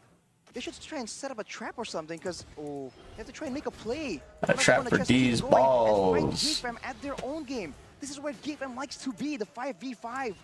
All out straightforward. Diversion goes off. Don't go though. Look at the fucking Luke Beloyski split, you guys. Holy shit. Holy shit, the Luke Beloyski split. Conceal goes off. They see him. I don't know about this chat. Beloyski, Divine Judgment, come on! He's gonna fall! Even though he has a flanker. Look at the fucking too much, Luke, too much! Rhino 1 HP actually. Rhino falls, never mind, Luke is crazy! Plays Wrath! Zarizo! It's a whole last wipe! Of the rest of Geek Fam. Bro, Geek is crazy, man. Holy shit. And it's a complete wipeout. What a play. How many times? What a concealed play. How many times you want this story to play the out? Kaja Masha is crazy. Over and over again. Game number 2. God damn. Geek Fam really might sweep BTR. The mental fortitude. The absolute mastery of the late game. Beloy. The decision making. Geek Fam is crazy. Plays. Just incredible. Phenomenal stuff from the 2 BBs. The big brain, the big boy, the big boy, that was BBL and BBB, rotating together, utilizing that Geek Fam unity to flank and to get the one man that they needed to get. They got him on, of all members. It's just so insane the way Geek Fam are able to just adapt. We saw them go for the straightforward play. We saw them go for the flank. We saw Beloyski. We saw them go for the hit it from the back play. Go and adjust and go for key. And when all else fails, he found a man for that Hail Mary play. What is this man? Beloyski leading the pack to a 2-0. Bigatron on the brink of defeat, on the brink of going home. Yeah, Bigatron betas. Brink of defeat, now brink of elimination. This is it. Their last stand, and it's up against an overwhelmingly powerful Geek Fam. Regular season, Geek Fam, their game rate, their game ratio, win to lose. The difference from number 1 and number 2, Onyx and Bigatron, was heaven and earth. It's like 10 or more. And somehow they crumble when it matters the most. What is happening? What is going to be the adjustment this time? That match was so eventful that we're seeing a lot of Everyone really played their role perfectly to secure that victory. It seemed like Bigatron finally had the upper hand, but no. Against Geek Fam, it just really is never over until it's really over. They'll find something. They just keep cranking that brain, that machine. Eternal would say all the brain waves coming through. Oh man. On Geek Part 2. There's a mountain, Yeah, there's a seems like it. at this rate. Yeah, it's a mountainside. It's like a lake. It's prime real estate. That's what it is. Prime real estate. But what I'm worried about the most in game number 3 is I feel here. Against EVOS, they let go of the Luoyi 3 times. Yeah. Right now, do they want to let go of the Masha 3 times? Is this gonna be the same story over and over again? Oh, at this point, it just gets super hard to go and draft against Geek Fam as well, right? Because you want to get the chip away. You can't let that go. You want to deny the low Yi. Then the Masha shows up. You ban the Masha. One of those shows up. BTR regular season don't want to playoffs. Yeah, it's kind of a. Have to play with, and for Geek Fam, it's kind of a shame to see in it. They are deadly. This game, slowly but surely creeping up and then coming They're back. kind of getting molested. Great situation for Geek Fam because they've kind of expanded their hero pool. For the longest time, at least there are similar types of heroes, you know. But stage fright, now, maybe, bro, maybe could be the case. Labu we haven't seen in a while, but it's could very much be the case. Compared to an X-Borg, never know. And a Masha. Now with so many different possibilities and options, it's almost like Bigatron will not. Dude, I don't think I just won a single game in the playoffs. Yeah, I see people keep picking it. Like, it's not won a single time. Will be on. Player of the I don't get the Esmeralda craze. It's like okay. It's like pretty good the first turtle, and then if you snowball, it's really good. But the late game, man, you're so useless. So useless. But that will be enough. Who would have thought that the Masha of all things? What is it with Evos? Dude, Evos just clutched up, man. Not for everyone. It's just No denial. Geek Fam. Everyone else was using They just like woke the fuck up and locked in. And this is just such a Geek Fam draft, right? Props to Evos, bro. They locked in. Literally Geek Fam. It's Beloy on a pickoff hero, the Kaja that we was known for season 10, season 11. They locked in so fucking hard. It's Luke on a damage dealer. That's kind of uncharacteristic, but he's made a name for himself on that pick. And then Chidera on a weak side laner and a boy in a Aramis. It's the Geek Fam draft. Even Chidera on the very solid goal laner. And right here you can see when they're falling behind, it's just a bit difficult, but when they can just make sure that they can stand in the front, they have a front to back. Moreno and Iman, they're just outputting the damage again and again. The Prides get closer Moreno and Iman. The POE, particularly I think for Moreno, is something that Geek Fam really weren't expecting. And here is that fight where you can see that Luke was just having a lot of attention given onto him, but on the other hand, Moreno yet again doing all the damage. Super kind of Luke highlights without Luke. I think this is after this fight is Luke with the MVP. Adjusted and they're like, okay, hang on a minute. This Moreno on this. Yeah, the Kaja, dude, the Kaja Masha is going crazy. There was that blunder, and I really thought that this was going to be a fight in favor of Bigatron, but with Key getting pulled in right here, with Moreno, as you can see, getting. I feel bad for Amon. Because like they're just dogging on him so hard, and his team isn't really backing him up as much as they like, as much as he wants. Oh man. Key not landing the final Key is kind of playing like straight cheeks, and Zorizo is having very little impact. Zorizo isn't playing bad, but he's not playing good either. All the attention, all the saving from his teammates, and Moreno can still do damage, but he cannot run fast enough, and they get overrun. That's the main pattern right here. Whenever Geek Fam is in the picture, they overrun their opponents again and again. Did you see that Spear of Misery? Yep. The final one? Spear of Misery. Spear of Misery. So into the Appraiser's Spear draft, of Freaky. bro. They're just in sync right now, Geek Fam. It's like an alley up. Yeah. It's not only the cleanest victory. It's like a set and a spike. Shout out to Man. Yeah. Yes.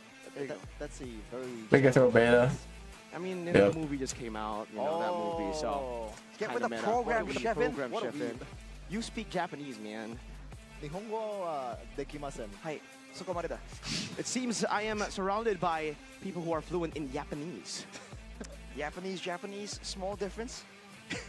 This is a 17-minute game though, and you have to feel for Bigatron. I'm so hungry right now. Holy fuck, I can't wait for my food to get here. Like, oh, they're about to get it. But I think especially against Geek Fam. Child, ironically, I think this is the worst my sleep schedule has ever been in my entire life.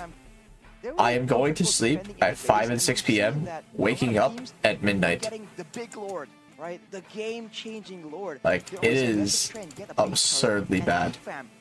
I woke up at 1 a.m. today, actually. I went to sleep at like 5 p.m., I believe, and I woke up at 1 a.m. I woke up when the live stream started, essentially, and then I brushed my teeth and just fucking ran to set up. Because sometimes I ran to set up my stream. Bigatron lost multiple members trying to get that base turret. That's great. But then in the next Lord, that goal difference. I just hope the Saudi Arabia time frame isn't like as bad compared to the US. it seems like they time don't want to utilize to where that. it's like as fucky. Keep on pushing, keep on fighting. They got a base turret up top. Yeah, they lost 2 members for it, but it's a base turret. They could play it with the waves and maybe look for another angle of attack. But then they got out macroed by Geek Fam. They were overthinking with the low Yi diversion, and Geek Fam just snuck a Lord randomly. Not able to utilize that side lane pressure, and then just crumbling down when things get tough. I'm sorry, that was unacceptable. The fact that you have 5 guys I have to agree. on a team and no one ever mentioned that the other team might be loading is just... Yeah, they can even check with the diversion by Exactly. Yeah. I mean, they had the diversion. Yeah, too. that's I pretty guess it was insane. They scared. really snuck a whole ass Lord. That's pretty insane. Scout out, you know? There were options available, but as Realize would say... Like, how do you let a team just straight up sneak a Lord, bro? How does that happen? They made the call too. It's not even night. Right? Look at this. The sun is up, man. So it's highway robbery. It's just, yeah, daylight robbery. Key horse and shark? Jesus, Nash. Knowing that there's a diversion, knowing that there is Bigatron with all that mobility, all that danger, then you're like, you know what? What would they not expect? Let's go for the Lord right here. Look at that jackpot as well for Chidera. It seems as everything is It's aligned. scripted BTR versus sweep? Yeah, for real, for real. 777. The That's a script's lucky coming number. into play here. Extremely lucky. The first sweep of BTR, it'll happen. Trust. Taking everything. The damage dealt though, still Moreno doing damage. He was doing a good job in this game. Low Yi, man. Executing people, but what was the problem? Aside from everything that we just mentioned, right? Is everything the problem for Bigatron right now? Oh my god. Is everything the problem? Do they have anything going for them right now? You're swimming and you're... That's a good point. You're hiking on a mountain. You can go jump to to the the beach. ocean, Yeah. Like the 70-year-olds watching MPL right now, like, man. 70-year-olds? Okay, 45, 50 years old? Oh, yeah, okay. In the script we You want trust. to buy a prime real estate, like, oh man, that's a prime KYY location. worse than Straight shark. up. Oh, okay. Gonna go to the mountains, huh? But yeah, I just feel like it's them not identifying the ways for them to really win the fight. Because if they really understood, let's say for instance, that in those big fights, before Eman has reached that 6-item power spike, or even the 4-item power spike, Ah, shit, pull out my headphones. control so much damage as well. He was the one that was bursting Luke down. Very Geek Evo's final? So I Who think knows, if they bro? understood that, they would have I will say, if Geek plays like they are right now in this series, they can beat Onyx. Because they're playing kind of, they're playing good versus Onyx yesterday, but they're still making some dumb mistakes. But if Geek play like they are right now, they can beat Onyx. Now in Geek Fam versus BTR, and hopefully we get to see some insight from this guy. Geek Onyx finals, dude. Evo's is strong too. Like I'm not gonna discredit. Evo's, Geek, and Onyx are all like really good right now. Assalamualaikum warahmatullahi wabarakatuh. Ya akhi. Ahlan wa sahlan. Kayf haluk? So I'll discredit anyone here. Can you hear me? He's Oh wait. Hello? Hello, Yasu. How Wait, you doing, can you hear me Yasta? now? Yasta. It seems like we How you have an doing? audio issue Yeah. for now, but it's okay. You know, we can see him right now, and for everybody watching, Yasu. I call him Yashta, but another nickname that I've given him is Mr. Pee Pee Poppy Boom. Beep, beep, bop, beep, boom. You know What's what that is? Oh. Angela? Oh, of course I do. Pee pee What is it? poppy I was there poo. during the debut of that voice line from Crazy. Yasu. It's the Angela voice Yeah. line that Yasu Yes. is famous for. Let's try to call him again, Yasu. Can you hear us? I can hear you. Can you hear me? Oh, unfortunately, but we Yep. cannot hear him still. You can't Very hear me yet? unfortunate, Yasu, but it's okay, man. Who do you think is going to win? Do this, one, if Bigatron can come back. Do this, if Geek Fam cannot. If Geek Fam will just Come stomp on. them. Be honest, man. Be honest. Let's see it. Let's see it. No audio required. Oh no! Say it isn't so, Yasu. Say it isn't so. Jazakallah, ya akhi. Jazakallah. Inshallah. I can see my It's hopes and over. dreams. It's running. It's disappearing. Sure. All right, Shevin, can we use a gesture system here to ask some more questions? What do you think? Okay. Let's see. Out of Isn't it Poppy Poppy four Poo? remaining teams right now, You're right, it is Poppy Poppy Poo. BTR, Why would you know that? Fnatic, Onyx, and This is EVOS. a lot Why do you know that Who exactly? will represent Indonesia and MSC? If you wanna say BTR, BTR pulling is Onyx getting one. PH, you're BTR is so one. right actually. Okay. Geek Fam is 2. Okay.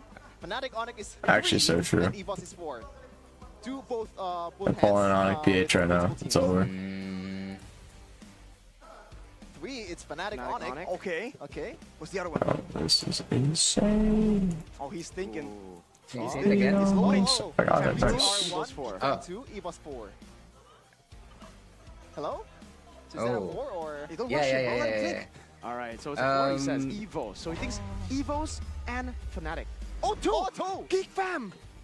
Oh, 2 and 3. I love you, Yaki. I love you. Are you a Geek Fam fan as well with Chefin? Are you a Fam Unity? Oh, he's an Onyx fan, Fnatic Onyx fan. You know you wanted to. Blink if it's yes. It's blinking. The biggest carry fan, blinking all the way. All right. Well, Yasu, do you think that MPL MENA is just about to take over and destroy MPL ID? Thumbs up, thumbs down. Very simple. Ooh. Oh, he's thinking about this one. Oh boy! He's like, maybe yes. Close. He's not Maybe sure. It's a close yes. Okay. It's a close yes. He thinks he has a chance. For sure. I like how, you know, we're speaking English and we get Yasu here translating. I'm speaking Arabic. I'm sorry. You're speaking Arabic. We got English. We got sign language as well. We got everything here. Yeah. Dude, that's the passion we share, man. We don't need like audio, right? We can just do gestures and it's all good. Okay. So. All right. Okay. All right. So Yasu, we just got confirmation from our producers that you, the viewers, can actually hear you. We can't. So BTR locking in mental department, probably. Explain why you think Seems like their mental on playoffs has been pretty shaky. Of Indonesia, MPLID. We're trying to read your Probably right. Ain't gonna lie. Alright, so for Fnatic Onyx, I would say that they have a really good synergy here, and for Geek Fam, they actually in these games have shown that they can always come back and they can always like recover from. Are you kind of like in Masha? You don't. You just cry. Game. So can you hear me, or just like doing? And you the pray hand your team gestures? can like Can you fuck hear her up. me? Nah, alright. Very insightful. No, we can't. Very insightful. Oh, We can hear you 100%, you know? Yeah. The stream I can have to hear agree you. with you, man. Whatever you said, I have to agree with you. And Alright. that's what I think. We can feel the energy, and you know that's what matters, right? That's what. Yes. That's what matters. Yes. You got any other questions? Okay, so there's a question here. Right now, in Okay. Indonesia Season 13, all the teams that has an import goes to the playoffs. Meanwhile, the one that doesn't, you know, fails to qualify for playoffs. What do you think about this phenomenon? Do you think import is the meta right now? Import meta, import meta, import meta, import meta. Well, Not necessarily. Look at Evos. Even though they had Super Red, he's not even on the main roster anymore, and they're doing pretty good. Yeah. No. Very clearly. I think teams just gotta do better.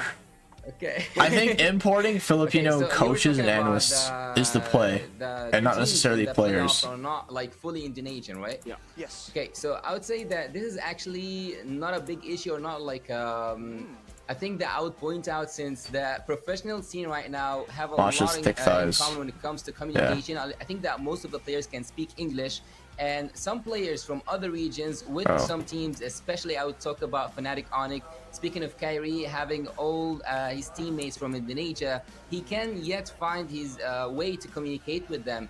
And also, he's a foundation stone in Fnatic Onyx, so I would say that you cannot give that up just to have a full Indonesian team. All right. Spoken like a true Kyrie fanboy. But one last question here, probably.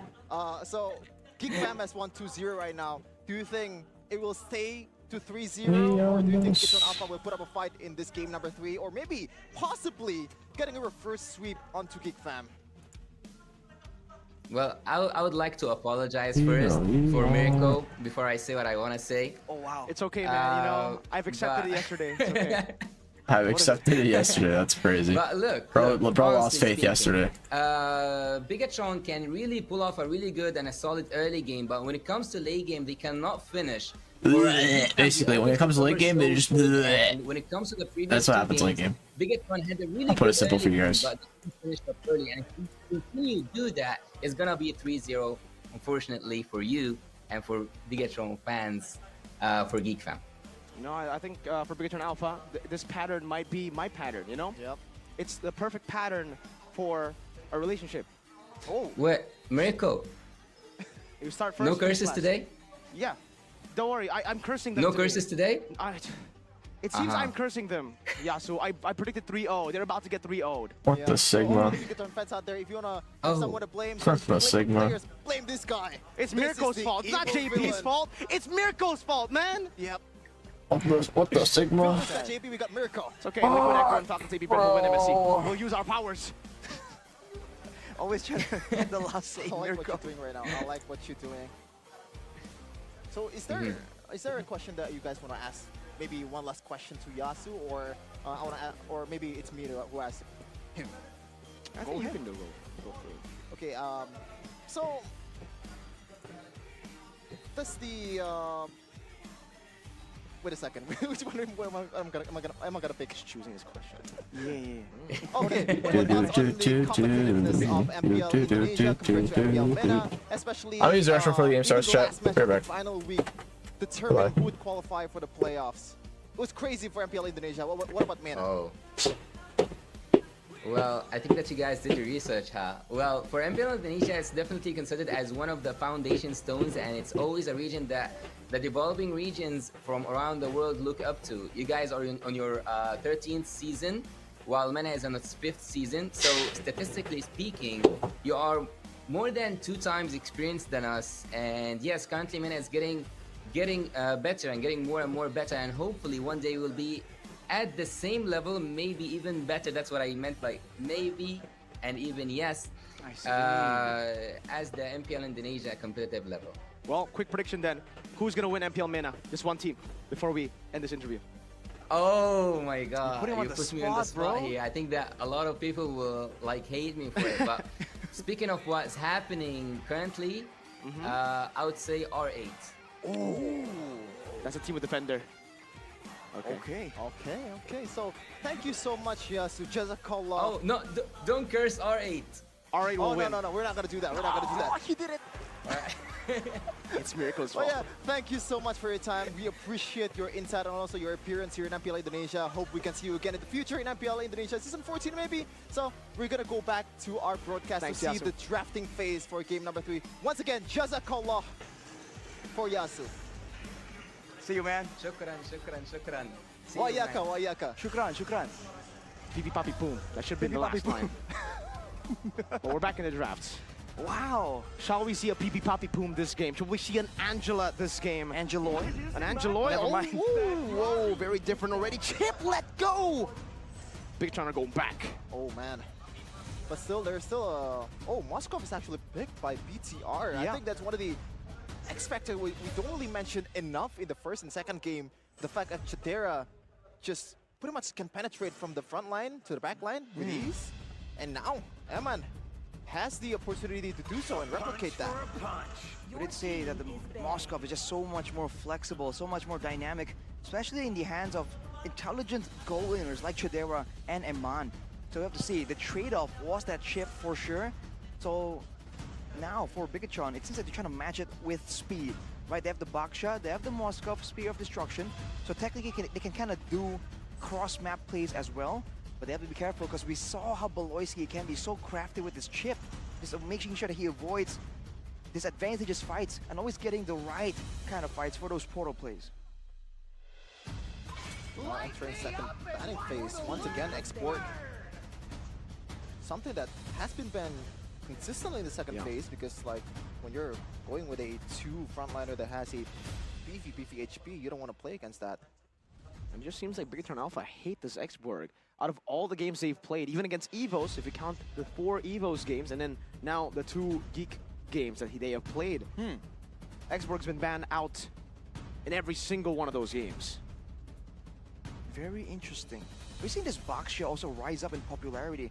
We were talking earlier about how the carry was kind of seeming lackluster due to the sustainability, the built-in healing that is so preferred by teams right now in this teamfight meta. So going with the Baksha, I guess we'll try and mitigate a bit of that. And Bigatron, knowing that they're going to be trying to go head-to-head to try and win out the frontline battle, they have a solid, strong Baksha. No sustain though. And they battle with the Terizla that has both sustain and damage reduction. Let's see how this plays out here. Because, you know, Luke on the Terizla, he's been pretty okay, but he hasn't been as impressive as the rest of his signature heroes. Yeah, signature heroes is definitely Lapu Lapu for Luke, and I believe in the regular season, he has 100% win rate with that hero. I don't know about playoffs. I believe he also wins out this Lapu Lapu game, right? In the playoffs, Luke? In the playoffs? Won the Lapu Lapu? I think against RRQ, he actually lost on the Lapu Lapu. Oh. Still. The XP will be the last thing that Geek Fam is gonna pick, so he has the opportunity to expand his hero pool, or maybe just pick other stuff depending on what Pikachu Alpha is choosing right here. Vin, does he want to go or that Arlet still? No, it's gonna be Minotaur. Draft start. I'm sorry guys, holy fuck. Take a big dump. No, I like this draft much better. Let's change poll to game 3. I'm gonna feed my cats really quick before the game starts because they're hungry. Well, to see, without the Masha available, backline threats are... The backline can be targeted by Luke if he wants to dive in, but they're a lot more mobile. So without something targeted like a Masha, you have to wonder. No X-Brook either. Yep. It's gonna be the Lapu. Okay. Signature heroes all across the board. Alright, let me feed my cats, be right. We said earlier there were options available for Bigatron, like the Minotaur against the Faramis. Now it's all in play. Novaria also to deny the surprise picks, to try and get that scouting, to avoid getting objectives snuck under their noses. We'll just have to see if Bigatron can pull this off. Another interesting stat here to further emphasize this Lapu Lapu pick is really good is the fact that I believe in the regular season, it's almost 100% win rate when Lapu Lapu is picked up against a Baksha. There's not much mobility that Baksha offers in a team fight. That might be something that can be utilized for Luke in this case. Game number 3. Is it a match decided by Geek Fam with a 3-0, or Pikachu Alpha, do they still have something to say here in this series? Their last lifeline. It's now or never for the robots. Can they still be alive after this game and gain the MSC first? We'll see in the Land of Dawn for Geek Fam versus BTR. Alright, we're in. We're in. Let's see how this plays out. Is it going to be an early game situation? We're in. Once again, going to be a late game marathon initiated by Geek Fam. Looking at the junglers right here, Rayon this Fredrin has been just absolutely phenomenal. Going for this neutral objectives, but also matching up to Super Ken. A jungler we always spoke highly of. And now look at the difference. In the mid lane, a boy left Luke relatively on the alone. Glop. In stark contrast to the previous games where we saw massive early game 2v2s. Instant rotation up top. Beloyski getting the stun down as well, but Key rotating. Whoa, some good damage. That was a 2-hour video explaining why BTR lost 2-0. Yep, that's a chip damage. They don't even Maybe. really follow up from Chidera there. That was just chip chunking Eman down that low. That's the extra bit of benefit, but with Key around, sustain will be favoring Bigatron for sure. And looking at the items right here, firmness and tenacity for Key. This is a popular option for him. He's been always trying to be the main frontline. Dude, I cannot wait for playoffs to be over, and then I can actually fix my sleep schedule. Because holy fuck, it's crazy, man. Giving a little bit of time for Bigatron Alpha. But Master Assassin from Chidera, this is definitely something that's interesting to say the least.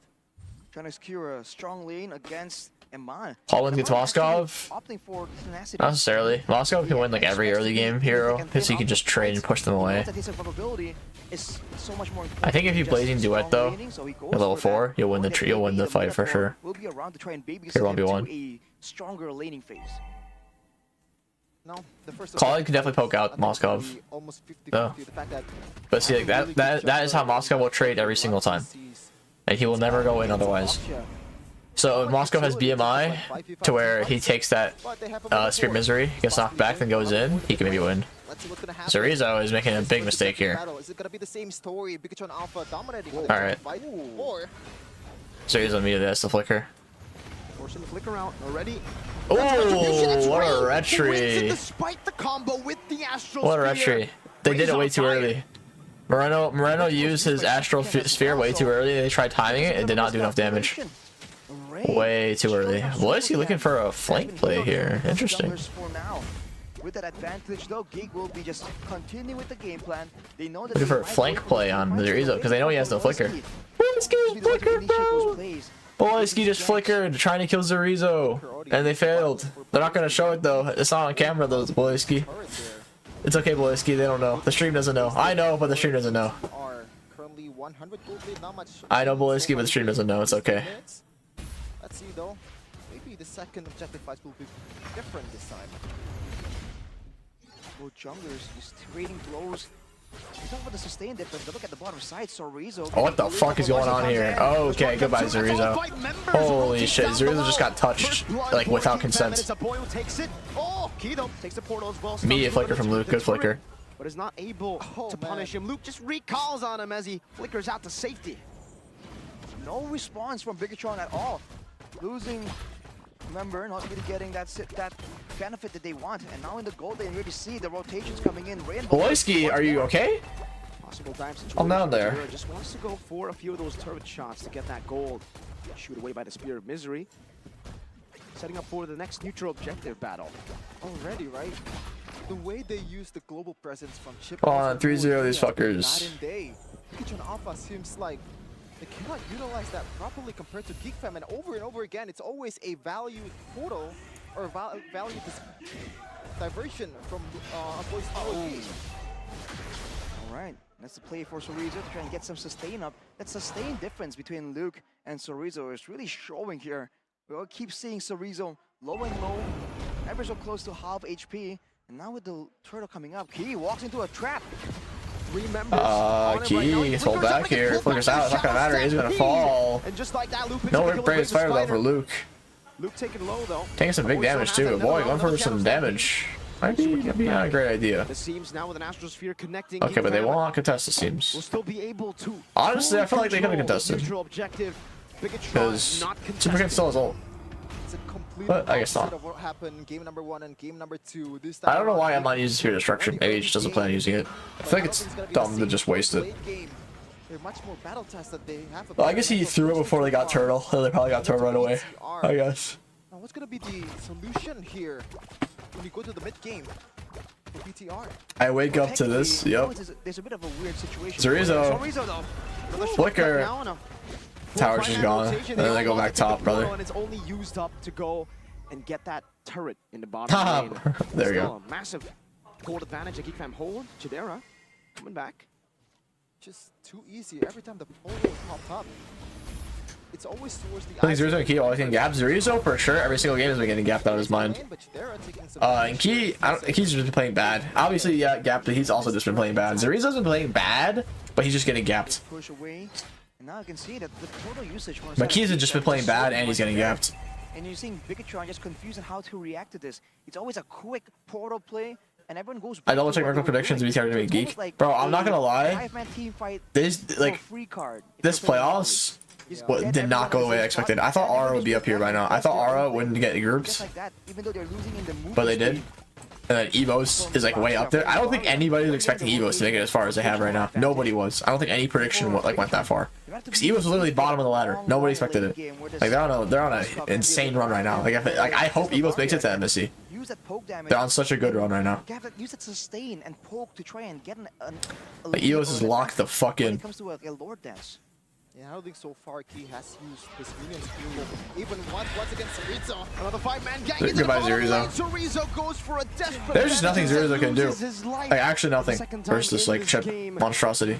That goalie building for There's nothing they can do. See the difference when Geek is playing those heroes, playing those teleportation heroes. It feels very unfair. It's always a 4v1, 3v1.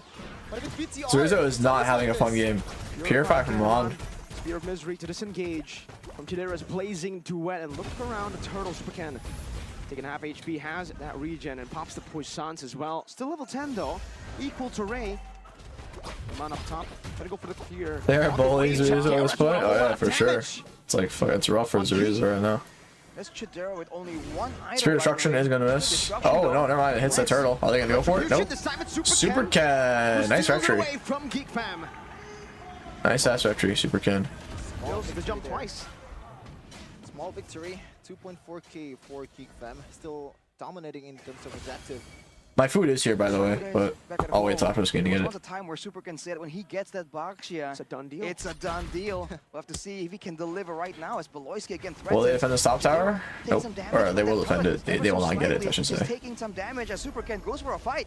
Oh, Astral Echo. Oh boy, purifies. It is going to be fine.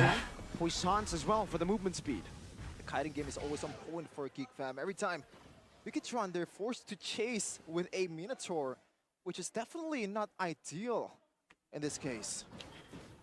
They keep showing these two. Are these BTR girls? I don't know. I'm assuming they are because I think actually they might be Geek. Now Sorizo going full defensive, just concerned about the next big. Who knows? And Iman actually is keeping up. Oh, Mon. And FwydChickn knows they have a chance here to go in Beloyski. With a knock up too, but Beloyski just flickers out to safety, and Geek Fam want no business taking these fights. Did you guys notice what Chitera has been doing for the last 5 minutes? It's a rinse and repeat. Try to get down the turret with some pressure from Beloyski. Nothing changed. And there's no adjustment. There's no response coming in from BTR. They're losing the outer turret and probably the middle turret if this skips up as well. Well, there have been rotations coming in from FwydChickn to try and help out to make sure that Iman doesn't suddenly get dive on and losing that advantage, losing the lane all out to Chidera. But the thing is, they can't really go for those fights either. Due to the Purifies, we saw that they were attempting to try and go for some kind of punish, but a boy was able to get out. I think he uses all for the past 9 minutes. Just farming up a Jeez. swarm. Already Really? leveling Super Ken, but that's only for now.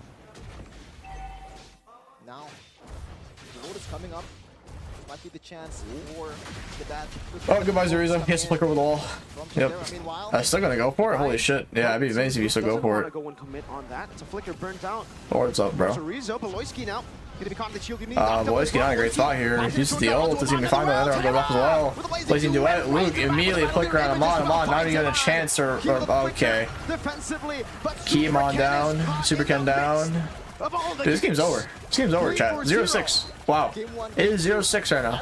0-6. He's always dead. He's always punished. But look at Beloyski right now. He's not even dead. He's still standing strong with his durability. 0-6. A clear difference. Oh yeah, very good Feral. Very good Feral, by the way. Very good Ferals. How they use their composition to their favor. Geek Fam, 6k gold lead in 10 minutes. And with that play, getting more turrets, and you have to appreciate as well, Luke, we talked about his Lapu Lapu not really winning in the playoffs just yet. In that fight, he was absolutely essential in shutting down Iman. He used the skills, the tools available on the Moskov to try and survive, but even then, there's just too much pressure, too much focus coming in from Geek Fam. Now with an 8k gold lead, with the global presence still, something they can use. FwydChickn are stuck just defending. As Iman finally goes and picks up his third item, Power Spike, he is still keeping up with Chidera, but he's losing out like 1,000 gold at this point. Another shortcut brings Key back there as well. He is just gonna die, bro. You're right. I don't think I can recall a single time Key has done Minoan's Fury this game. Oh, Luke, what the hell? So deep. The other one goes off, but they're going into the deep. Bro, Geek Fam's like, pull up. Oh, but it's not good though. Geek Fam 3 dead. But Iman is able kind of throwing there, Feet Fam. Might be the first mistake of Geek Fam in this entire series. Yeah, definitely. 3-1. Okay, why is the screen lagging? Okay, that's definitely a very big mistake from Feet Fam. Pick up this pair, FwydChickn on Alpha. That was Luke's carelessness, just paid off by his teammates. He gets away caught. Yeah, it was kind of Luke's fault there. He went in early, his teammates tried to help him up. Respect to his teammates for trying to help him, but man, that was pretty bad from Luke. He has to be a bit more careful this time. It's aggressive play for Ray to just jump into the base to try and follow up on that play. But yes, that play was initiated by Sorizo on the Arlet, so finally finding some value on that final slash. We own this. We own this.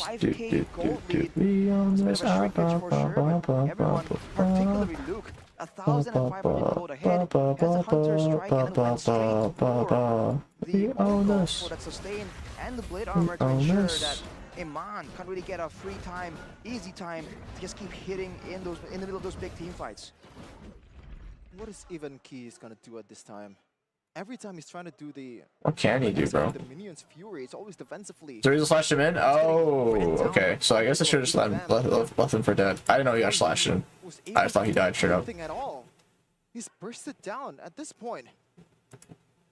He was using it a bit too aggressively earlier. We thought that he was going to use the Minion Fury as a deterrent, as a way to really cancel out the Netherrealm. But there, even before the Netherrealm was activated, he was already preemptively using it. It kind of timed out Chicken cope quite perfectly.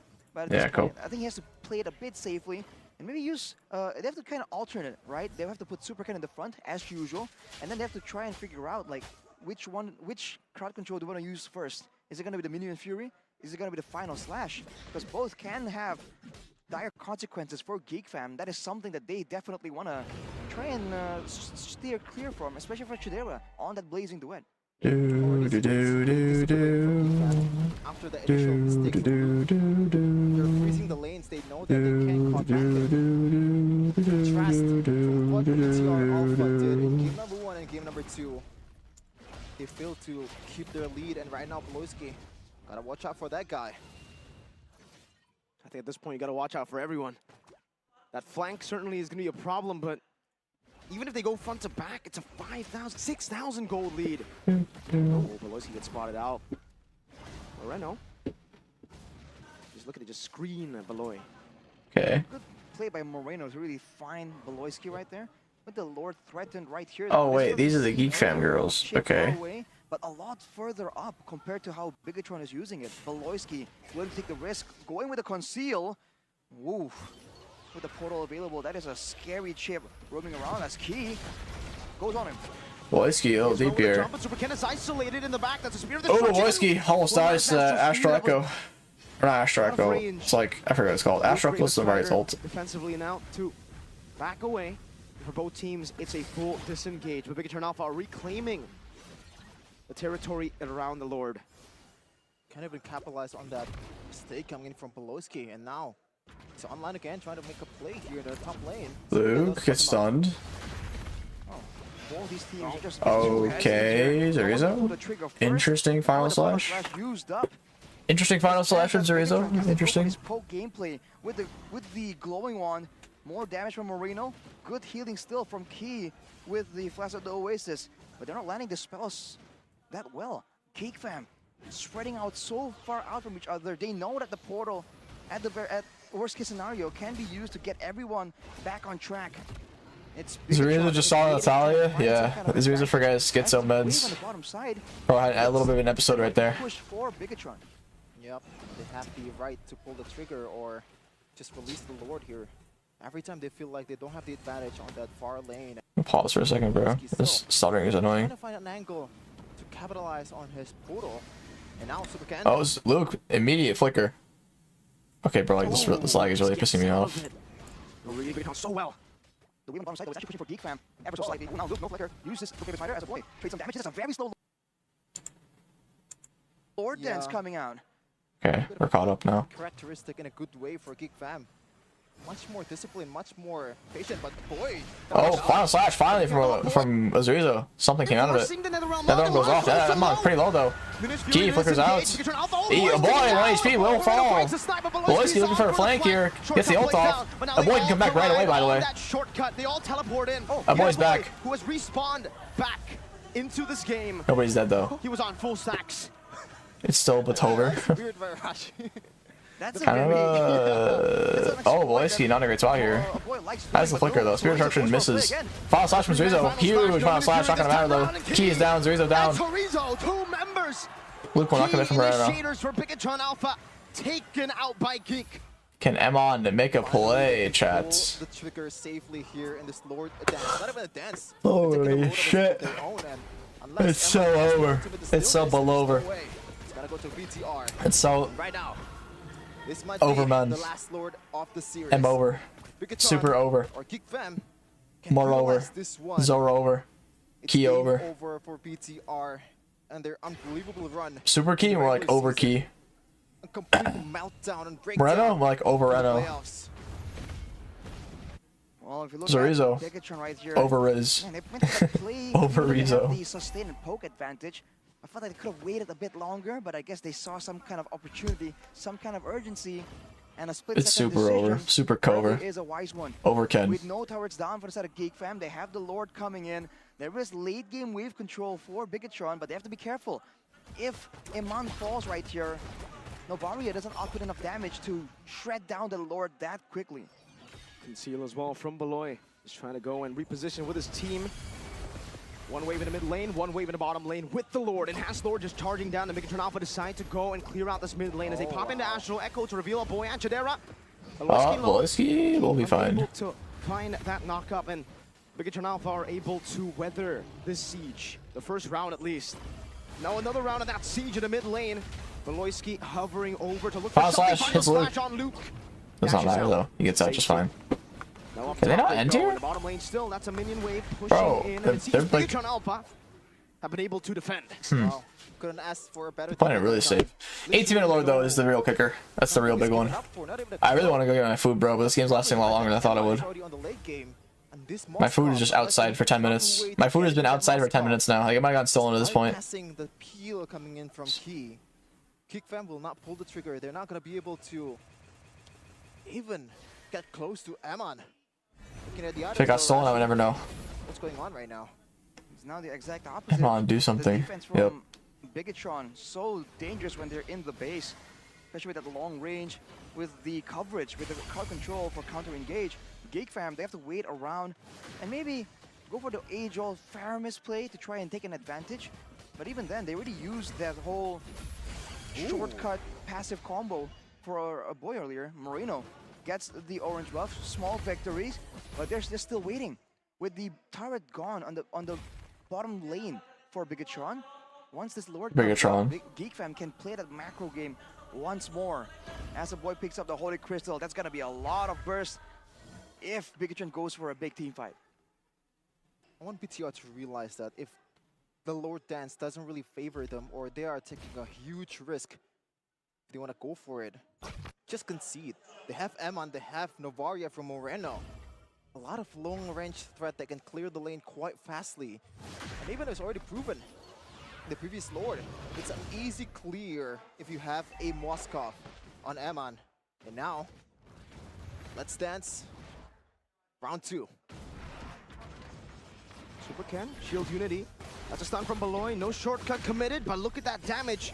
Nothing in return. Oh, Apo even seals away the purple buff, and Super Ken is chunked to half. Wow, Super Ken literally like a quarter health right now. They must make their move. Third. It's now or never. Go big or go geek. Oh my lord, that boy chunk on Super Ken is crazy. A few shots back, Astro Meteor. But Super Ken needs healing from Key. Oh, he missed. Super Ken's looking. Milan's Fury, 3-man knockup. Beloyski loses ammo. Sphere Destruction goes off. Not very great though. Nastrosphere not connecting. Yeah, they can't even contest this. Super Ken will live. It's better for them to lose it than someone to die for it and not be able to not be there to defend. BTR this time. Another Lord to defend. Arashi, what are the chances right now? It's still very possible, but it depends on the execution, especially with the dives available, with the Netherrealm available for Geek Fam. They played that so well. They're supposed to have the poke disadvantage against the Novaria, but the way they were able to threaten Bigetron, the way they positioned in order for Bigetron to not have vision on the Lord, forces them to make a move and to expend some of those spells like the Astral Sphere to try and get information. With Luke coming in right now, with the Lord Final slash, not gonna do much though. 3-man final slash, no capitalization. No ult. So the force of flicker. No more final slash. I'm on with tower defense. Ray is quite low. Luke quite low as well. That's a Spear of Misery connecting on the 2. Bigetron Alpha though. Luke 1 HP. Ray's fired run. Oh, Spear Destruction. Luke another realm to save Luke. They're running for the hill. Super Ken is trying to look for a play, but in the bottom lane, the minion waves is still going to be bottom lane minion waves. Ray 1 HP. Bro. Okay, BTR can win now actually. It's late game, the goalie doesn't matter. Like at this point in the game, the goalie does not matter. Final base turret just clinging Amon is kind of boosting the game right now. Hopes and dreams of Bigetron. Amon is keeping their hopes and dreams alive. Bigetron with the defense, with that late game. A great play, and you're seeing now the difficulties. Amon's got fucking 2 shackles around his neck, and he's pulling them both. Those shackles are connected to Zorizo and Key. He's hauling them both, dragging them along. He's trying his best here. With an insane amount of damage. Whether you're a BTR fan, whether you are a Geek Fam fan, your heart must be thumping right now. That little hope, that crumble of hope from BTR that still lives in their heart. That crumble of cope. In this late of a game, 7.7k gold lead, but they somehow kind of have the control in this defense. Geek Fam though, the question still remains, can they break through of this defense? Final slash not connecting again. One hit is all they need. How many final slashes did he miss, Chad? We should get a counter. But Bigetron clinging on to. Oh, whoa, that shield. Is that the photo and the rose gold? Yep. But the fact that it triggers because of a single ghost bursters, that's scary. You see even Super Ken trying to get some more magical defense. It's rolling around here, more so for information than for engage. But yeah, SuperCan actually still is not completed with the magical defense, so you can see that a boy is just destroying him every single time. There you go, finally the Athena, considering the long cooldowns of a boy on the Faramis, will be so beneficial. The Lord spawning on the lane closer to where the base turrets of Bigatron has fallen. This can be their opportunity. All will go down to one single moment though. And Bigatron, 23 minutes in, my food is still outside. Round 3, they have all the tools, they have all the necessary components to be able to take this Lord.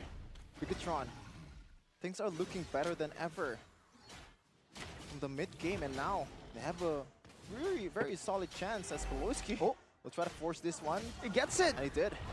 Ooh, huge. They can't even punish it. He just sneaks it out from under their noses. It was hanging on a thread, but FwydChickn, leave it to him to make plays like that. And now it's back to the Lord Dance with the wave pressure though. Man, Bigatron. Yeah, Jadera has to just stay top and clear the waves because of the threat of a backdoor. Not Jadera, Emon. I always got a chip. Oh, look at FwydChickn. Look at FwydChickn on Rhino. The ult doesn't really connect though. They all go. Not that great. No, it's very far by knockup from Key. Final slash goes off here, Final. Key loses MO. Zuri's really deep. One flicker out. Key's going to go down. And it will be Key's demise. And that's just a free Lord. Oh, man. No Key.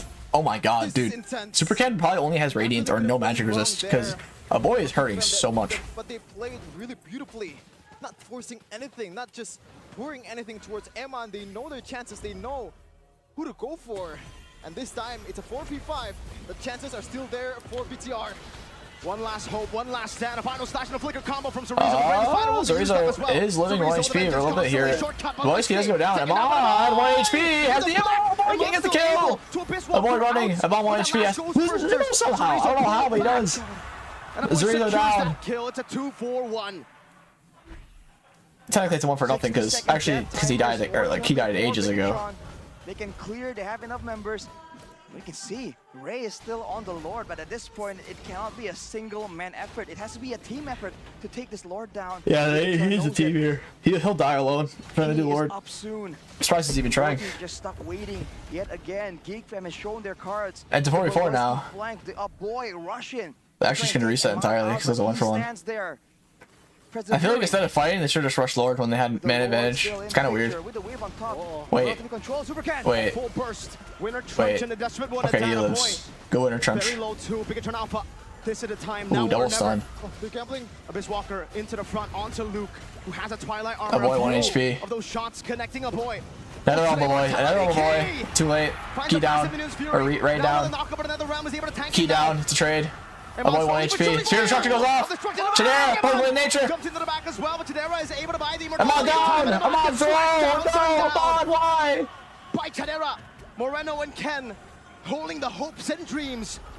It's a 3v4 because that boy just respawned. Will have to disengage. Chorizo respawns back in. Moreno gets a shot in, but look at Chip. Look at Beloy. Look at the big brains of this man who catches Moreno. Oh my god. Oh my. It's over. You know, if they could have defended with Moreno, maybe. But the fact that Moreno just died, it's over. It's over. It's over. No damage dealers. Get him. Get him, Zurizo. Get him. Get him, Zurizo. Get him, Zurizo. Sheesh. It's over. 27 minutes. 3-0 from Geek Fam. The dream has become a nightmare. Damn, bro. And there's only 4 teams remaining. You got Geek. Actually, no, 3. Yeah, 3 teams remaining. Geek, Evo Sonic. One of these teams are going to be gone tomorrow. And 3 teams remain, chat. 3 teams remain. 3 teams remain. Replicated in this season 13. What a game. What a match. And what a team. Geek Fam prevails. Despite their best efforts, everything has been thwarted. The machine is no match for the is going to play against Onyx Evo's next series, but since this series ended at 3-0, I'm pretty sure the next series is like 2 hours away. Like it'll be a little bit longer. I'm not gonna nap because I slept a lot. I'll probably like just play Abiotic Factor. Of what happened, but even deadlier this time. It was 3-2 last season in the lower bracket final for top 3. Bye bye. Now it's a 3-0. And they end up bye bye BTR. Bye bye. Now no, I don't have anything against BTR chat. I just think it's like kind of insane. They were #1 regular season, and I really thought they'd make it to top 2, one crowd, top 3 even. But to be fought for. Damn. EVOS, Onyx, and Geek. Top 3 secured for Geek Fam. A back-to-back top 2 maybe, and possibly a miraculous championship trophy might be awaiting them. So close yesterday, yet so far, but the climb back up from the bottom. Look at the maturity. Look at the composure from Geek Fam. FwydChickn's food? Yeah, bro. They're happy. Job's not done. Job is not done. The single win doesn't mean anything if they cannot win the next match that's coming between EVOS and Onyx.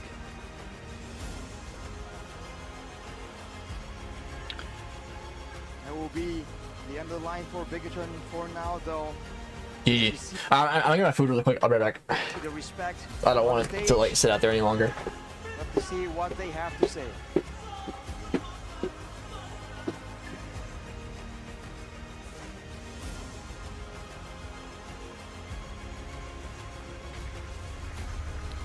Masuk goa bang, masuk goa, udah. Memulai perjalanan dengan begitu kuat, namun pada akhirnya mereka harus runtuh. Namun kita boleh mengingat bahwa mereka memberikan yang terbaik. Robot merah yang pada akhirnya harus terhenti perjalanannya hari ini. Tapi perjuangannya patut kita apresiasi. Sama-sama kita berikan tepuk tangan. Apresiasi untuk Bigatron Alpha. Inilah dia pertemuan terakhir kita untuk season ini. Kita mengharapkan yang terbaik tentunya untuk Bigatron Alpha. Mari kita beri tepuk tangan kepada tim Bigatron Alpha. The last ball from Bigatron Alpha. Mereka berjuang as a team. Dan pada akhirnya kali ini mereka harus terhenti. Juga sebagai tim mereka benar-benar memberikan yang segalanya. Hanya saja takdir berkata lain. Namun kalau kita berkata takdir, the history repeat itself. Inilah dia pemenangnya, Geek Fam. Wow, sejarah Geek Fam memulangkan Bigatron kembali terjadi setelah kita melihat di season 12. Kini di season 13 hal yang sama terjadi. What happened? Beloy. This is Geek Fam. Mode playoff Mode kan? playoff. Apa yang membedakan mode playoff Geek Fam dan regular season? Kayaknya semua orang bilang, oh this is Geek Fam mode playoff. Mengerikan. Karena kalau Geek Fam lebih suka main kalau depan banyak fans gitu. Depan banyak fans. Wow, luar biasa nih Geek Family. Tapi ini kalau kita lihat flashback ke belakang Bude ya. Di leg 1, leg 2, regular season, kalian ketemu Bigatron, itu kalian selalu kalah. Bigatron menang. Kali ini, wah sama sekali nggak dikasih 1 poin game pun. Emang kalau regular season selalu Revenge unfulfilled Geek sends red robots to home once again. Susah banget kalau di regular, tapi kan Goodbye. Geek Fam playoffs mode. Mengerikan. Dengan playoff mode yang dinantikan juga, semua orang menantikan pula. Tapi menurutmu sendiri, dengan 3 I did not mean to open Opera GX, bro. That shit is so loud. Dari banyak super fans, kenapa ini bisa 3-0 nih? Bro, I always play like this NCS song. Coach kita dan kita lebih kalem aja hari ini. Terus coach kita draftnya. I think it's NCS. I actually no idea. It reminds me of the NCS song. Lawan kalian hari Bigatron Alpha seperti berbeda dengan regular season atau kalian yang berbeda atau bagaimana ini? Kitanya aja Bude, soalnya preparation Food stream? Bro, you guys are not gonna watch me eat. Hell no. Hell no. Normal team aja, kayak treat them normal team, tapi ya gitu. Jadi mereka memang Bigatron ini luar biasa, tetapi Geek memang udah evaluasi performnya ini mode playoff. Semuanya luar biasa, tapi salah satunya juga Luke nih. Luke, ini Bro, are you fucking kidding me? Jesus Christ. Dari regular season ke playoff. What happened? Uncle Beloy has 3 kids already. Are you being deadass? I don't know if you're joking or not. Tapi hokimu besar banget loh di playoff. Cuma bisa Masya kan? 2 kali pakai Masya. Dan melihat momen itu. Be insane if that's the case. Masya bukan hero yang kita biasa lihat. Luke dikasih Masya, dilepas. Responmu seperti apa? Seneng sih garuk-garuk orang. Digaruk semuanya. Tapi kan kita ngeliat ketat banget tuh game 1, game kedua. Gimana sih kalian menciptakan momen khususnya untuk Luke? 3 kids are RRQ, BTR, and TLB. Tunggu mereka blunder aja sih. Soalnya kita masih juga kan. That's crazy. Iya, santai aja early. Santai aja bro. Kasih aja semua. Late game baru sikat. Wow. Geek swallowed them. Tapi kalau ngomongin Geek playoff, aduh kayaknya ini history maker banget. Karena kalau kita lihat ya dari season 11 ke season 11 pertama kali masuk playoff. Season 12 grand final. Season 13 kira-kira ada kejutan apa lagi nih di season 13? Aboy. Aboy. Mereka BTR winning this. Aboy nih ya. Yep. Aboy selama di Geek Goodbye. kayaknya belum pernah ngerasain nggak masuk playoff. Okay, let me open my bag of food.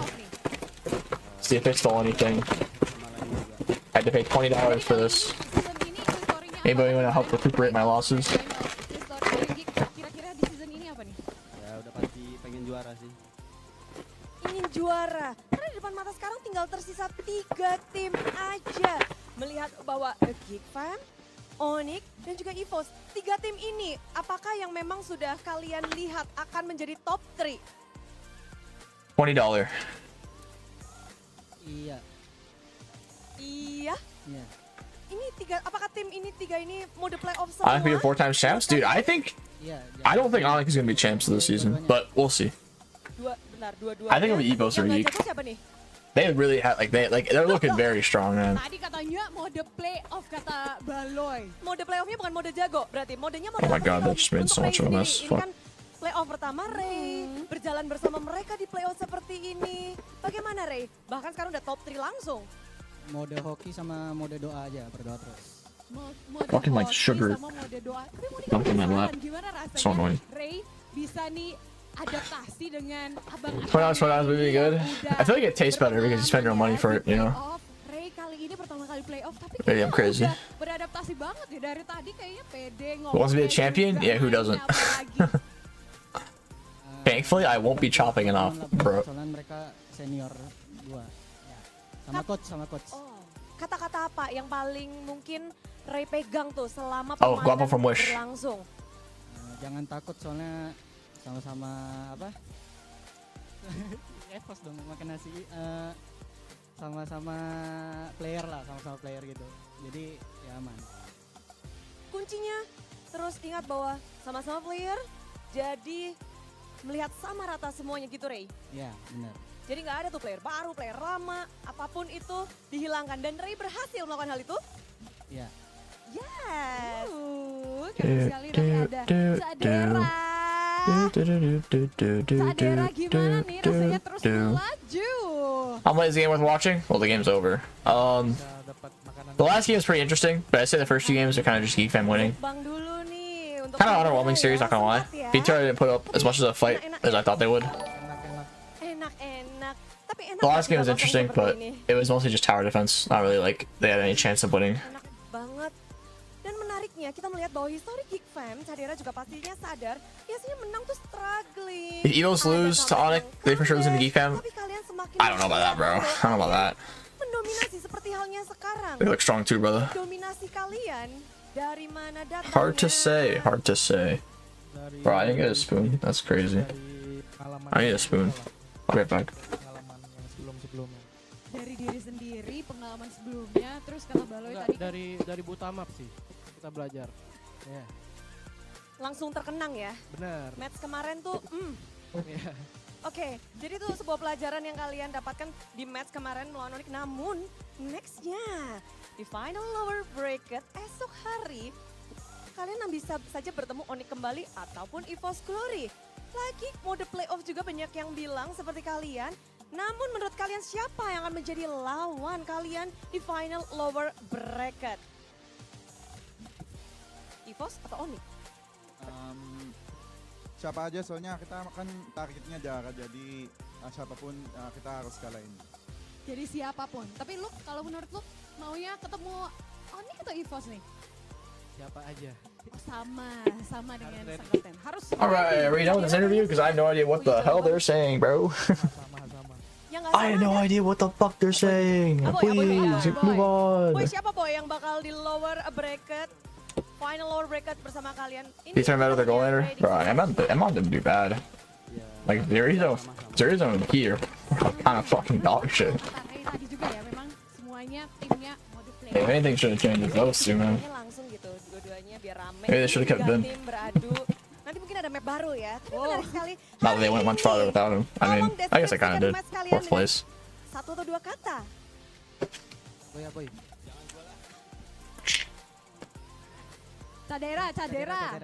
Cadera hari ini belum terharu-haru nih. Mantap. Dua kata. Boleh, Luke. Pecah utak. Pecah utak. Iya, bahasa Palembang. Oke, yang artinya? Keren banget. Keren banget. Geek Fam, pecah utak. Tapi inilah dia, mari kita sambut bersama-sama kemenangan dari tim Geek Fam.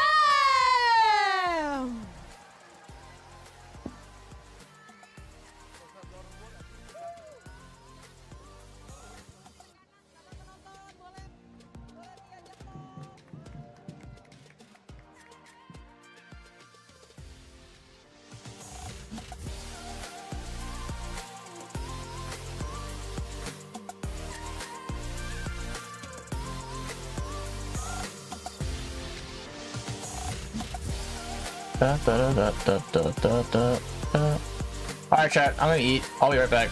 I'll be back.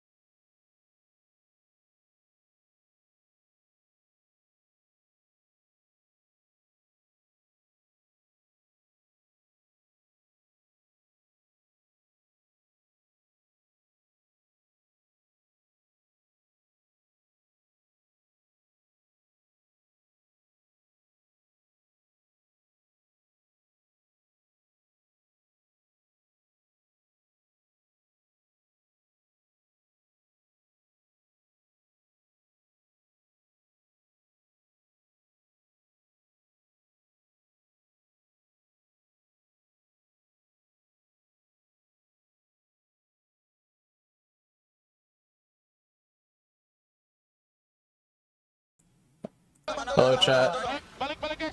Mr. Zane. Chilling. Man, DPR blows, bro. They did blow. That's really insane how some teams just switch up. Oh yeah, I'm surprised too. Very surprised. For better. It's insane. How do you think the betting scene is over there? The betting is, I don't know if we should talk about that. Like, you think... No, like, seriously. You think people bet crazy amounts? Oh, for sure. They bet crazy amounts. I would imagine, yeah. Like some Indonesian rich people that just watch for fun. Because that's like their, like, football. Oh, essentially. Football, or, like, it's like sports betting. I guess. For sure. Some of the orgs over there already have HOK teams, like RRQ. They have teams in HOK? But, like, they have teams. Like, there hasn't even been a tournament yet, but like they started making rosters. Wow. Yeah. I mean, that's probably big I've been hearing a little bit about HOK, but nothing too crazy. Yeah, I haven't seen anything actually come out yet, so. I was informed that they wanted to have people do live streams. Yeah, same here. Paid live streams, right? You heard that? But it's like a week before MSC. Oh, is it? I'm not. Yeah, it's like June 20th, and MSC starts June 28th. So I'm not doing that. That's a horrible look. 1 week before. Oh, for sure. No, you can't do that. There's no way. No. do a fucking HOK stream. Yeah, I wouldn't do it. They're just connected. They did more than just connecting, right? I mean, they understood how to play, and they fixed it really funny. in the regular season, in the last 2 seasons. Zane, let's scrim. Mainly, it was no, I have HOK stream, sorry. Overextend in a lot of these skirmishes, and HOK on my wrist without any follow-up. But now with Beloy always saying, don't force it, calm down, the team just looks... How much... Dude, I actually wonder if the prize pools were, like, really insane. Would you like would say that again? You were cutting out. How big the prize pools would be for that game? What do you think it is, Shevin? Oh, yeah, probably pretty big. Yeah, like I think they might make ML look like a joke. Like right off the bat, they're probably comparable or greater than ML World Cup for sure. I would say. Your champion opens at 10 a.m. daily. Tencent is fat. Tencent is so fucking fat. Enjoy 100 times transfers to any account and the cheapest. Like almost considering like at least learning the game in case that does happen. Advantage of the exciting promos for topping up diamonds with GoPay cashback up to 20K. So it probably wouldn't be a bad option. Well, probably wouldn't be. At least then if it's like really big or if like an org comes to offer, you know what you're doing somewhat. I mean, org's already kind of coming here though. Yeah, but HOK, like I'm thinking about that, but the thing is, HOK is just bigger, like much bigger. Even if orgs come in ML. I mean, yeah, in China. It literally comes down to how many Chinese people are in the US. That's quite in my opinion. It's not even just that, but like from a company standpoint, if it's big in China, that's already a success. Like, yeah, but it's a meme in Brazil. I mean, I guess ML's kind of a meme in Brazil too, but. ML, you think ML isn't a meme in NA either? At least we get better views. No, but the HOK thing gets like 50 views in Brazil. And I mean, I guess they don't have like Chinese, but like the thing is, USA does. Yeah. That and like HOK is so much money, where like they might just like force it, regardless of the views for like a while. I mean, but then why did Wild Rift fail? Wild Rift failed because ML is just better. Fucking Wild Rift has money. Isn't Wild Rift bought by Tencent actually? Yeah, Wild Rift bought by Tencent. But the thing is, HOK has been a thing way before Wild Rift, so it's not really a valid comparison because Wild Rift was like a new game everywhere. It never had like an actual strong fan base in the first place. But HOK is, you know, insane in China. But it's okay. Before playing ML, did you know HOK existed? No clue, dude. I had no idea. No, literally no idea. Oh, okay. I wasn't into like mobile wars. When did you find out that HOK was like your country's national fucking game? And walk by to Indomart. But even probably not since like I started streaming.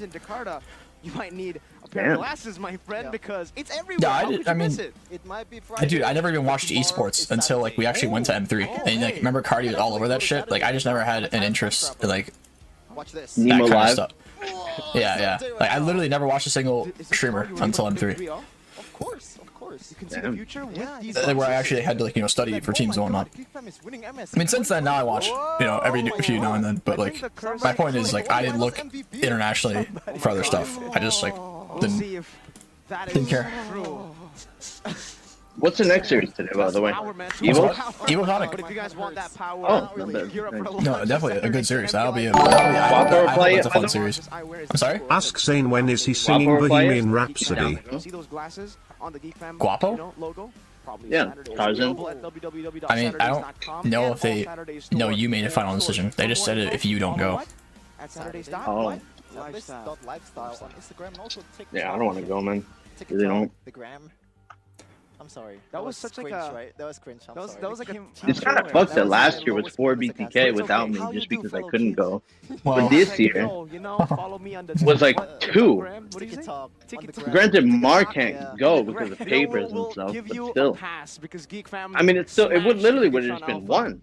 Yeah, they have a lot of gold in their hand. I mean, even if I didn't try to get fucking Co-World, but Co-World didn't even want to play without everybody else. So, I don't know. What is that? And Mythic Warrior rings. I am very interested in What happened to like the 6 tournaments we were supposed to have this year? Good one. I remember it. Available offline. Yeah, right. For some reason, I thought we were going to Snapdragon after that last NAT team went. We ain't going to fucking Snap. We ain't going to fucking Snapdragon. Honestly, like I think a big thing is that NA hasn't done good at all in the last few years. You actually think so? Oh yeah, Maybe, I definitely think so. What reason is there? Remember how much they actually tried after M3 with like contracts and shit? No, not really. But Sure, but that was a global thing. I think that was more global. His main is. Yeah, but I guess it's I mean, still granted, opened they their eyes. definitely tried harder around then. Yeah, than now. definitely. I'm switching to mid laner right now because I realized that Because at that point, you could definitely see like the growth and interest. Because I mean, going off M3 and 4, there was like a steady growth of interest in NA. Now it's like kind of stagnated. I mean, like. By the way, you remember that fucking radio show we did? I forgot about that, bro. That was bad.